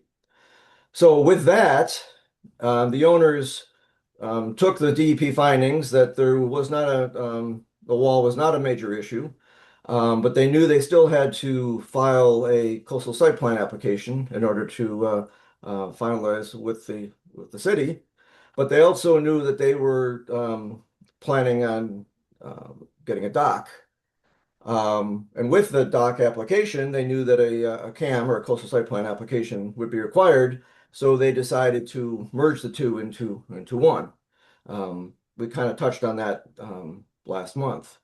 So then we had meetings with Landtech and the owners to kind of figure out what they wanted. And then in January of 2025, we did a bathymetric survey to start the work for the dock. And then we had to go through all the local, Harbor Management Commission and Shellfish Commission and Bureau of Aquaculture, etc. And that takes a bunch of time. The DEP did all their review, and well, sorry, I misspoke. They did not do the review yet. On August 11th, we submitted an application to the DEP, and the application it currently is at the point where they are ready to go to notification, a tentative determination, meaning that they've done all their review on the dock, and they're ready to go to public notice. They have not done that yet, but they are ready to go to public notice. So it is at that point that we can submit a coastal site plan to your commission, because in most cases, as also with in many other towns, as with your town, your city, the municipality does not really want to discuss coastal site plan application really until DEP has gone through all their reviews and it's basically been finalized. So once we got that point from an email from the DEP stating that we're pretty much done with the dock aspect of it, we submitted an application to you, and that brings us to the last meeting and this meeting. So that's basically the chronology. It shows that the owners have been addressing it. They did take it seriously. They have been following the procedure. And the only thing really is that, since they wanted to do a dock, they combined the two into one coastal site plan application. And we submitted that, and we are in discussion with that tonight. So that is basically the chronology that was requested by your commission at the last meeting.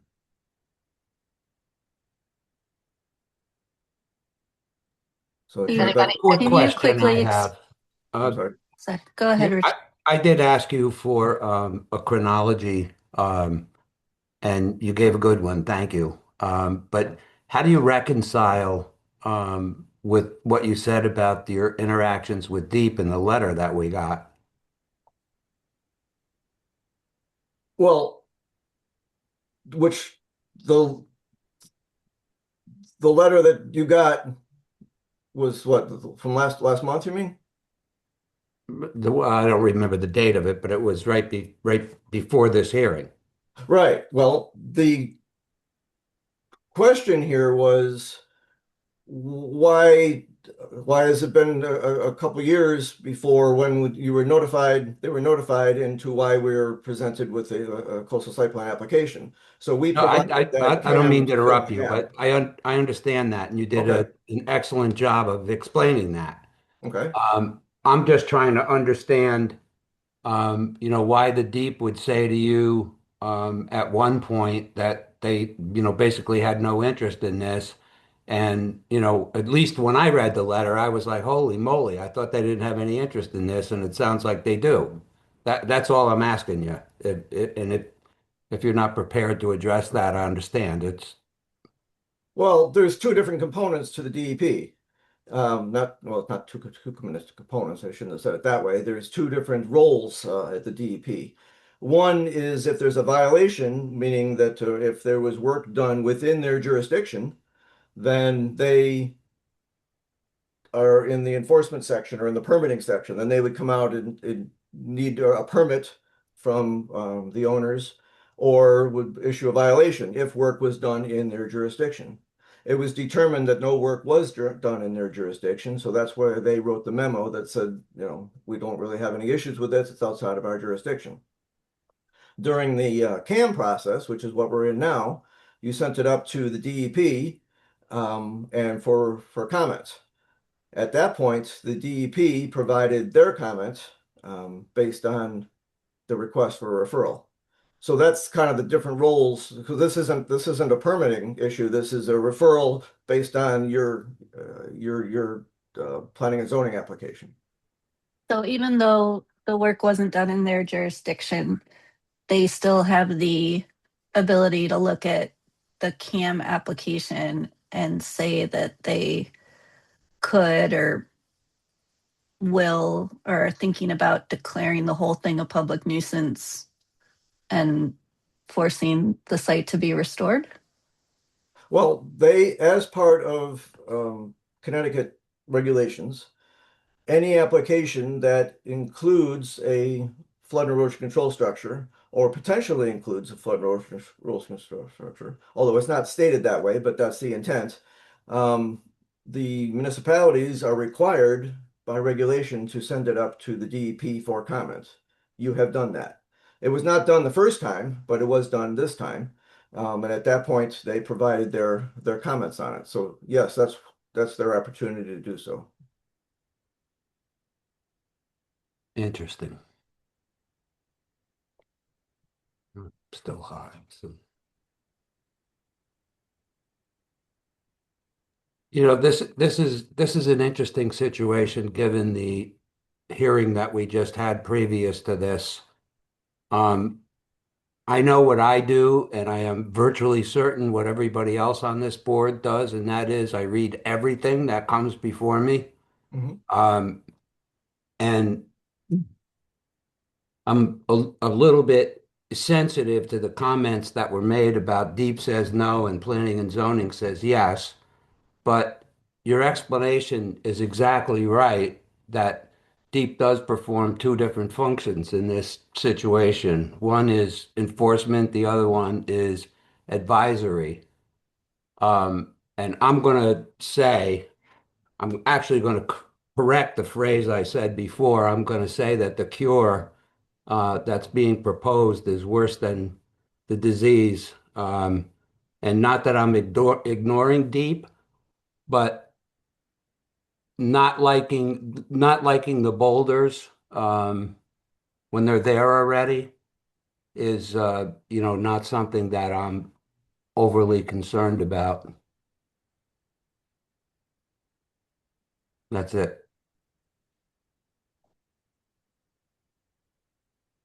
Does anybody else have a comment or a question?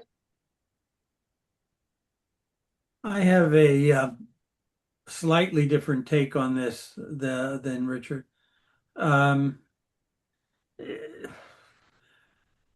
and zoning, whether it's us, whether it's the staff, at this point, I don't think it matters. But we did not entirely keep our eye on the ball when it comes to this project. So I think there's some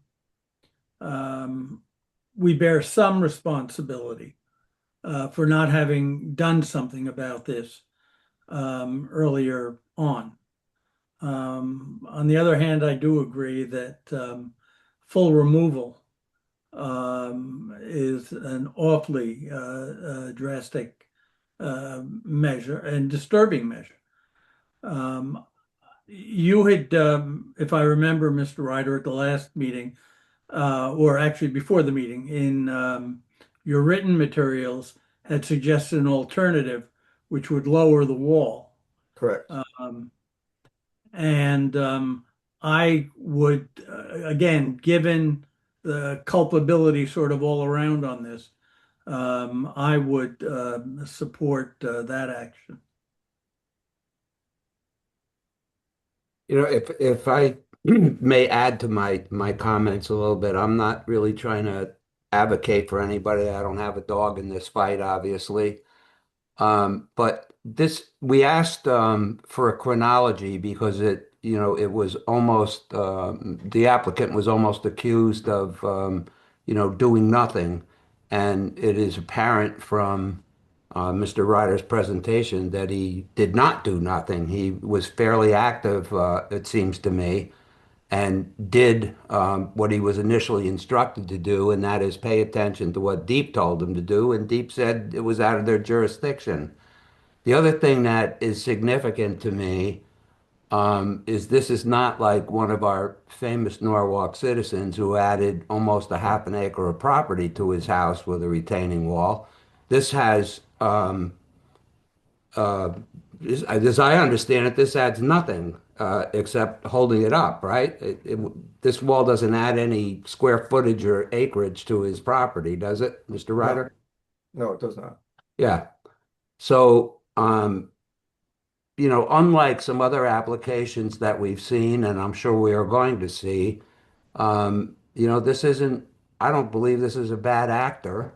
And I don't really see what good it's going to do anybody to shorten the wall because the boulders that are offensive are still going to be there. So to me, I would say, I think that, the guy acted in good faith. It was an honest mistake. And to fix it would cause much more damage than to just leave it. I don't disagree that it might have been an honest mistake, but it was done consciously without reporting to P&Z that this change in the design of the retaining wall was taking place. So again, I think there's culpability on the part of the homeowners as well.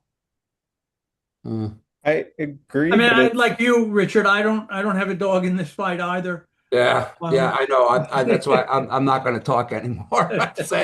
I've said my piece. It's plausible to me that the kind of failure on the part of the homeowner was the failure to manage the contractor, who I think could have easily built the wall like to their convenience. And then, the homeowner didn't go out with the plans and a measuring tape to see the height of the wall post facto. You make a good point, Harvey. It's also, right, isn't it the case that the current process is that you get the zoning permit before it goes to get the building permit? And in this case, it went backwards, and it was, because like, I don't know who goes out and measures every single thing that the contractors do. I mean, I put an air conditioner in the wrong place, but like zoning catches these things. And it seems like if zoning had come first, this would have been caught. Maybe it would have been fixed before it went to building. I think I'm with Richard on. Wow.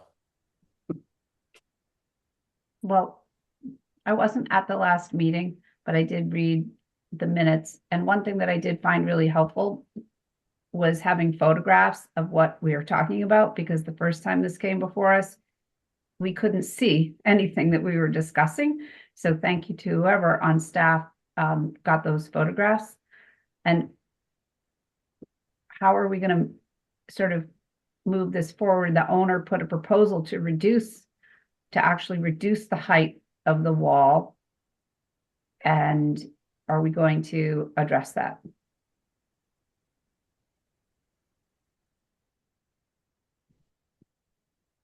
Are we ready to move to make a motion here? Does the draft, I'm looking at the draft resolution to approve. Does this say anything about the third lowering option? It doesn't look like it, but that's something that you could add in if that's the motion, that it's to reduce the wall back down to the originally approved condition. If I could ask one more question to Mr. Ryder before we make that vote.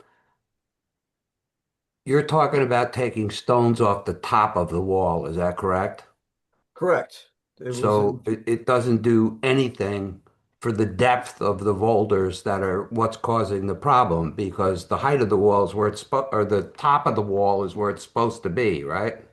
The top of the wall is currently where it's supposed to be, correct? Right. We are willing to lower the wall to get it to the approximate heights, closer to the height that was approved. Right. And by doing so, then if I read it correctly, you would add vegetation to the part that if you're moving the top of the wall inland, there would be area to have vegetation added on top of the lower section of rock. Not quite. What is going to happen is. Could you bring the plan up? I was just going to suggest, can I share this? So that'd be a lot easier to share this.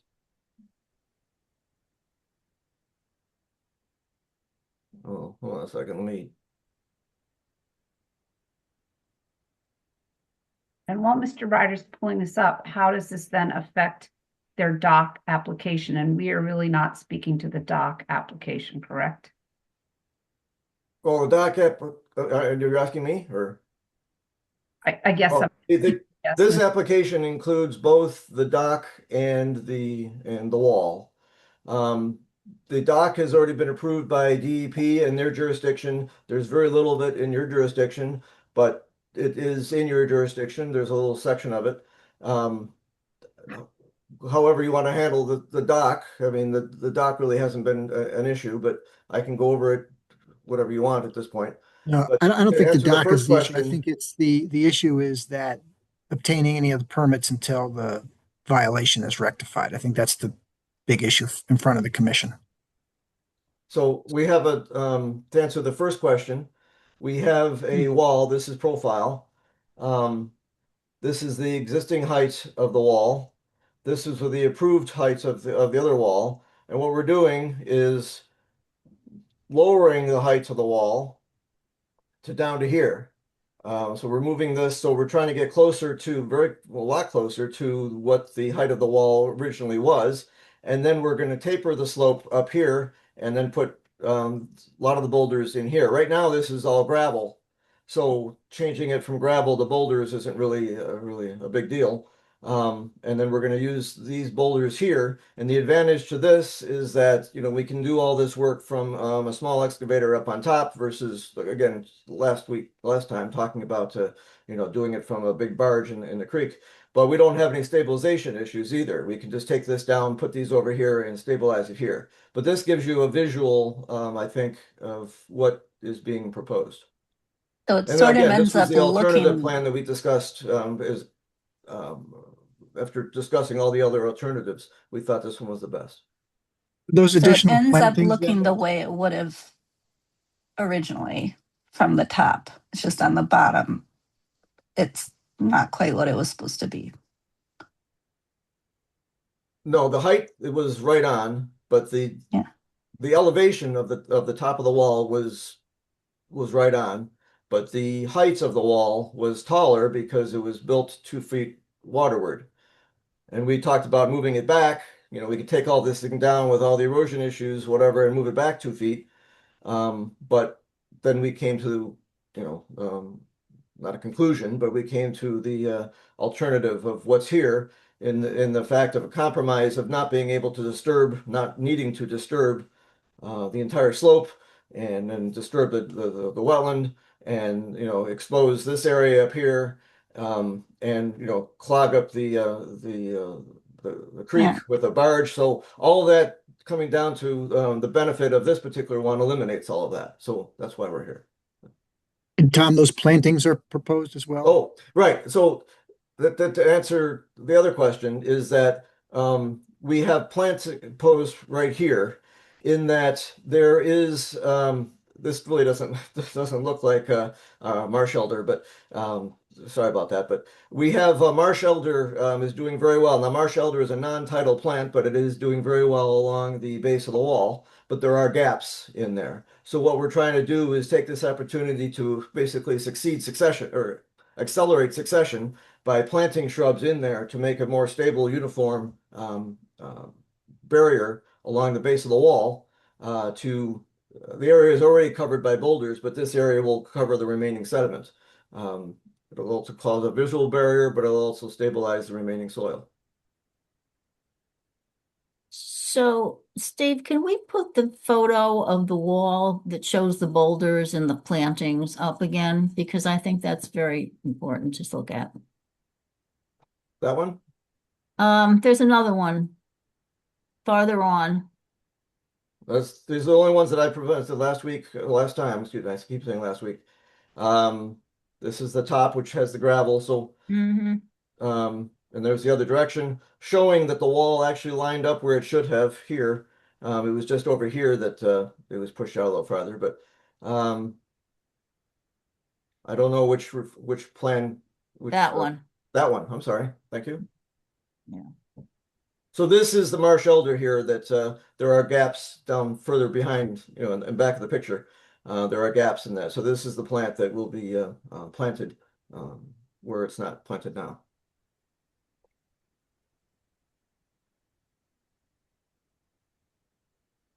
And will the top of the wall still be the same distance it's very close to the patio, from the patio as it is now if you lower the wall? Well, the location of the wall, using this photograph as a base point for discussion, the wall will still be here, but it'll be tapered back to here. And then this area here will be at this location, but it'll taper down to boulders down to here. And then the wall will continue about here. So you'll have a wall to about here. It's kind of hard to show in this picture, but you'll have a wall to about here. And then there will be some boulders on a slope and then it'll level off to where it is today now with a patio.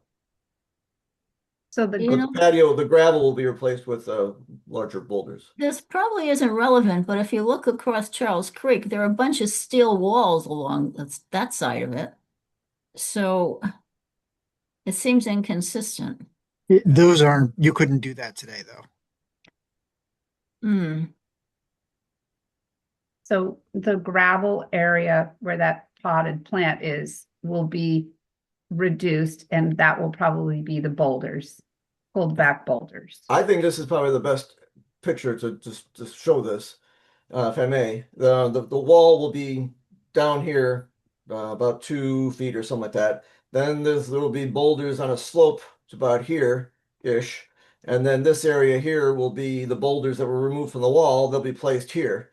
So the advantage to that is that this height will be the same as was originally approved. We'll be able to keep that, but the boulders will all be will stabilize the soil, so there won't be any erosion potential, and we won't have any stone, going off into this area. So it'll all be stabilized and secure.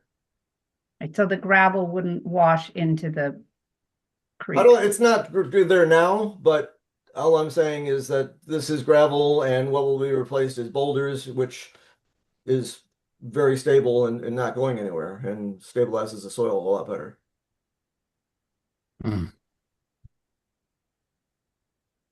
Shall I stop sharing, or is there another picture you'd like to see?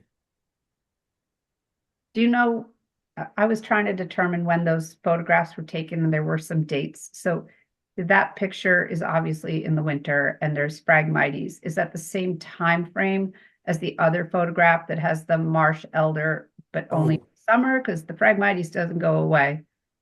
Or is that an earlier picture? Right. This was done over the winter. You can see the Spartina is in more of a matted format because it's in senescence, and that gets matted down during the winter time. So this was done in, I think it was January. At the last meeting, I had them written down. I'm sorry, I don't have them written down now, but this was taken fairly recently, this winter. And then obviously, and this was all this winter. And then this was last August, I believe.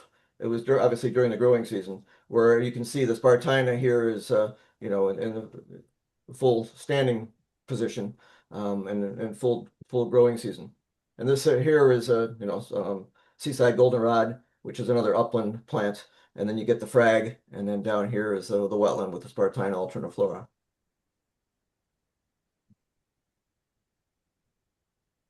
So the wetland limit is actually right about in here. There's some flags in another picture that doesn't show here. So the wall is actually not in the wetlands? Correct. The wall is here. We have all these non-tidal wetland plant species. And then there was a tidal wetland line is somewhere in here. I know that because I flagged it, but you can see the Spartina ends here. And then you get to frag, which is not tidal or non-tidal. It's not listed. But then we get the seaside goldenrod, which is a non-tidal species, and the Baccharis here, which is a non-tidal species. So the line was right through here. In fact, let me, I don't know if I have, I don't have, oh, there's a flag right here, but it's kind of misleading because this looks like it's about 3 feet away, but it's actually further away than that. So I think this is probably the best way to show it from a full perspective.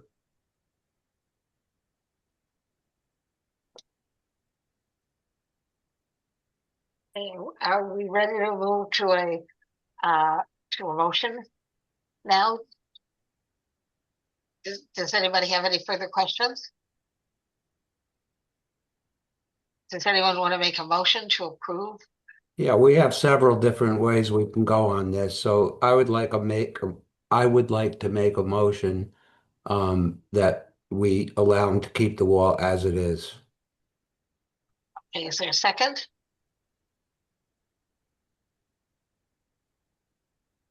Is there a second to the motion? Need one to make a decision on it. Yeah. Well, if there's no second, then it doesn't go forward. So Well, let's just discuss what the options are rather before we get to the motion. So Richard's one, leave it is. The second one would be to make them pull the boulders back. Is there another one? To remove it. Two subtly different things here. There's the requirement to move the wall, the entire wall back towards the house. And then there was their proposed option, which was to lower the wall. So there's like three things: as is, move the wall, lower the wall. Deep wanted remove the wall and go back to 2020. Zoning wanted move the wall. They want lower the wall. Richard's proposing leave it as is. Is that kind of the breakdown? Yes. I'm going with door number 3, lower the wall. You're gonna make a motion. I'm going to make a motion whenever it gets to that point. I think we're at that point, don't we? I would motion to approve that we approve their dock and their wall, but they have to lower the wall. I'd second that motion. It's not our purview to approve the dock, is it? Yes. No. Well, there's the Part of tiny the dock, sliver that's of the dock landward, yeah. that's in our jurisdiction. So we're not approving the whole dock, but the coastal site plan contains a non-contentious tiny sliver of the dock, is my understanding. I Steve and amend Brian, my right? motion. I motion to approve a tiny sliver of the dock along with a lowered wall. And there's a second, Harvey seconds I that. will second that motion, yes. Okay, do we have the resolution that we can Can, look at? can we, I'm just confused on exactly what you're stating by lowering the wall. I think it'd be good to clarify exactly what you're motioning. I think it was can you bring up the letter that the applicant? I think it's per. There's like 4 paragraphs at the end. They There's put that. the word, I have it here on my computer. It's the document compliance options by applicant. Yeah. Mm-hmm. So it'd be this lowering the wall option, which I believe is the plan that Mr. Ryder showed on screen. Yes. Okay, so it's the plan that Mr. Ryder showed on the screen, or leave it as it is. Those are the two motions that we already have on.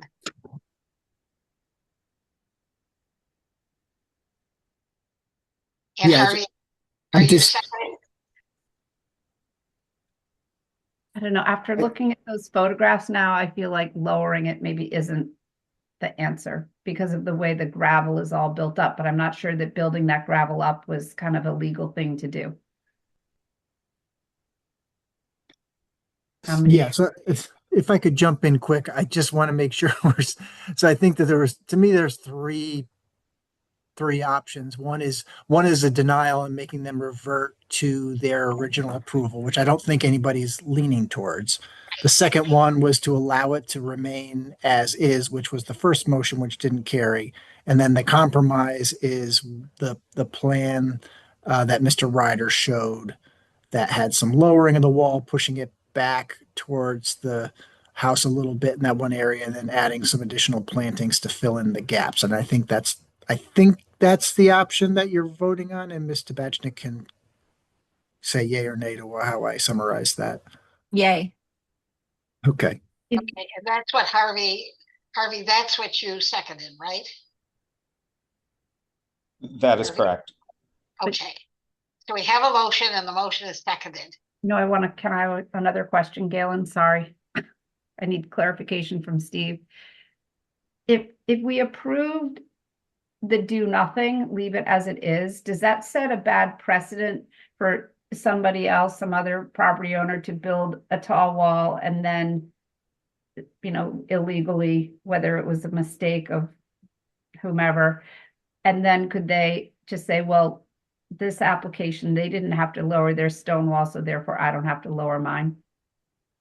I think on one hand, yes, somebody could definitely do that or take advantage of it. I think the other piece of it that we discussed at one of the prior meetings was, next time we get one of these that comes around, we would put this issue into, say we write the letter saying, hey, you built beyond the scope of your permit, you need to rectify this. We would probably kick them into the zoning citation process first, then just waiting for them to, come around, like whether they were doing a closing or they wanted to get another permit for something, which is, I think if I'm being honest, I think that's what triggered them to try to rectify this now, is they had to get this coastal site plan review for the dock. And so they're like, all right, so now we have to deal with this issue. Otherwise, I don't know if they would have dealt with the issue or when they would have dealt with it. So I think that's why I would lean towards recommending the compromise position. I'll withdraw my motion. Now, are you okay, Tammy? Yes, thank you. Appreciate all the clarification, but I think it's important. Okay, do we have a resolution we can look at? Brian? Yeah, I'm just modifying it as we go. Let's-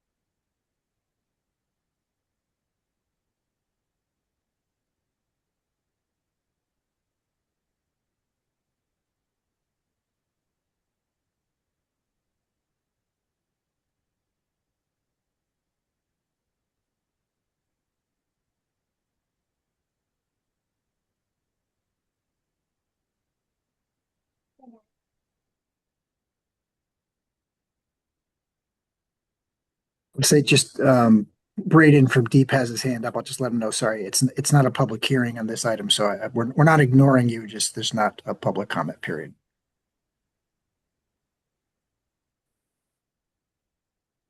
Hey, are we ready to take a vote? Can I I know we can't hear from Deep, but my understanding of the letter is that we could go ahead and we could approve this compromise and they can still come in and declare it a nuisance. And that's like whatever happens. Steve, is that sort of? Yeah, I don't know if that's the stance they would take or not. I can't answer that, but I think if that's within their statutory authority, I suppose that could still happen. But I would think Mr. Ryder and the homeowner would have that conversation with Deep. But it wouldn't like affect us. No, I think you're granted, you're allowed to, make the decision you feel is appropriate. Okay. Okay, so we're ready to take a vote. Ryan, can you do the roll call? Sure. Ms. Tabashnik, Yes. Mr. Jones, Yes. Ms. Lankowski, Yes. Mr. Rowena, Yes. Ms. Langalis, Yes. Mr. Schulman. I'm going to vote yes, because, as I said earlier, I think there's culpability on both sides here. And I think that also mitigates against this being used as a precedent in the future. And Ms. Wells. Yes. Okay, that is approved. Okay.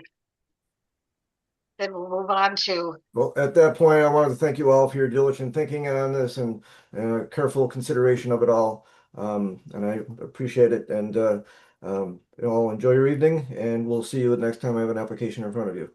Enjoy. Thank you. Now, our next matter on number D is FY 2026-27 capital budget report and recommended action.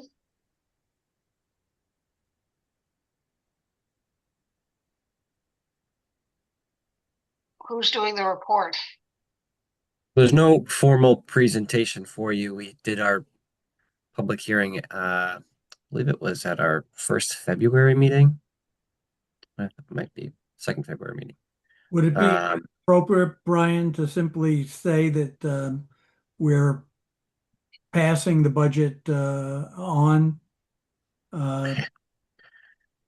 Yeah, what you're doing is you're just making a finding of consistency with the POCD. I don't know if anybody in their review of it found anything inconsistent with the POCD, or if there were any particular capital budget requests that they found particularly consistent with the POCD. I think that's kind of the extent of what we're Super reviewing. consistent, you mean? Exactly. Like a super.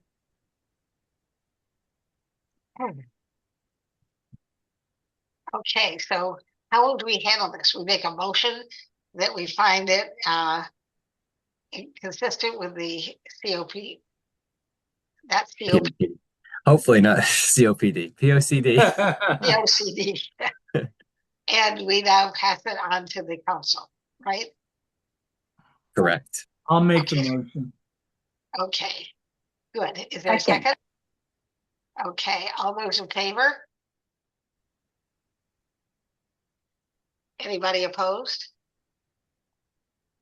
Anybody abstaining? Richard is abstained.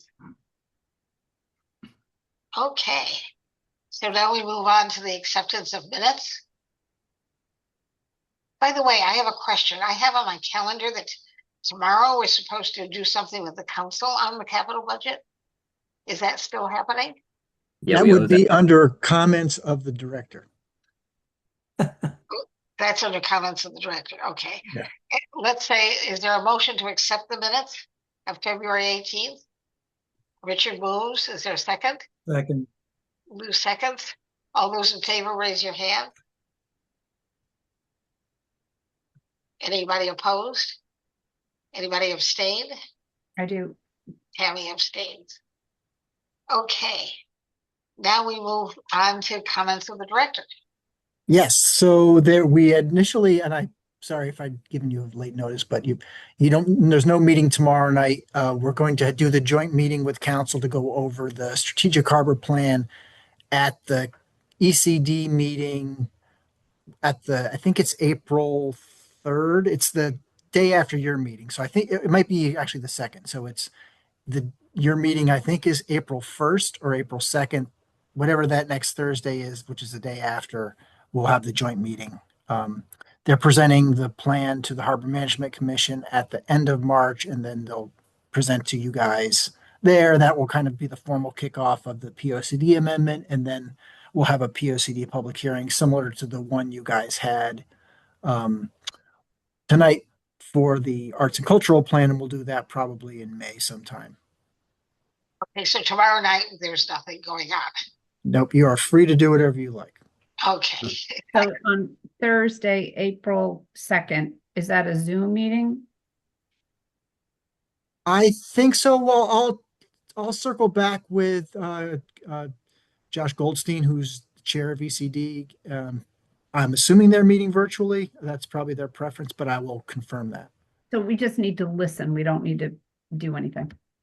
Right. They're just going to kind of, we'll get you out the link to the plan so you can look at it ahead of time and, prepare questions. And then the consultant will walk you through the, various aspects of the plan, the recommendations, timelines, very, very similar to what you did previously. Thank you, Steve. I'm going to be out of town, so if it's not virtual, I can't attend. Yeah, it'll get recorded anyway, so it'd be good, obviously want to Good watching. Yeah, but you can catch up at the second meeting. Okay. Thank you. Any comments from the commissioners? Anna? Yeah, I wanted to share because I found out that not everybody may know that the Parking Authority, in conjunction with LAS, has started the process to put together a residential parking permit program citywide. They are in the very initial phases, so they held 2 or maybe 3 listening sessions in the month of February, where they were really gathering information on what are the parking issues in the residential neighborhoods, and what would people want to see in an RPP program. And then they're going to be putting forward like a draft proposal and then getting feedback, and a draft proposal and getting feedback, things like that. Some people, there's also a website. If you weren't able to attend one of those sessions, there's a website. If you just Google Parking Authority Residential Parking Permit Norwalk, you'll find it, where you can provide online comment and also see updates on it. Some people have thought that it was only for certain parts of the city. They're proposing to do the program citywide, like it's available citywide, but not every street would have residential parking permits. It would be evaluated sort of street by street and area by area, need by need, but it would be available wherever the need was. And I bring this up here because it's something that had come up certainly in relation to the East Norwalk TOD zone, and was recommended that it was needed to support expanded development in that East Avenue corridor, and has come up with some other projects. So I wanted to make sure that all commissioners are aware of where it was at, and that anybody watching also knows that you can go to the website, provide feedback, and then there'll be more iterations of feedback. Thank you. The next item on the agenda is adjournment. Does anyone have a motion to adjourn? Anna made the motion. Tammy seconded, right, Tammy? All those in favor? Okay, we are adjourned. All right. Good night, all. All soon.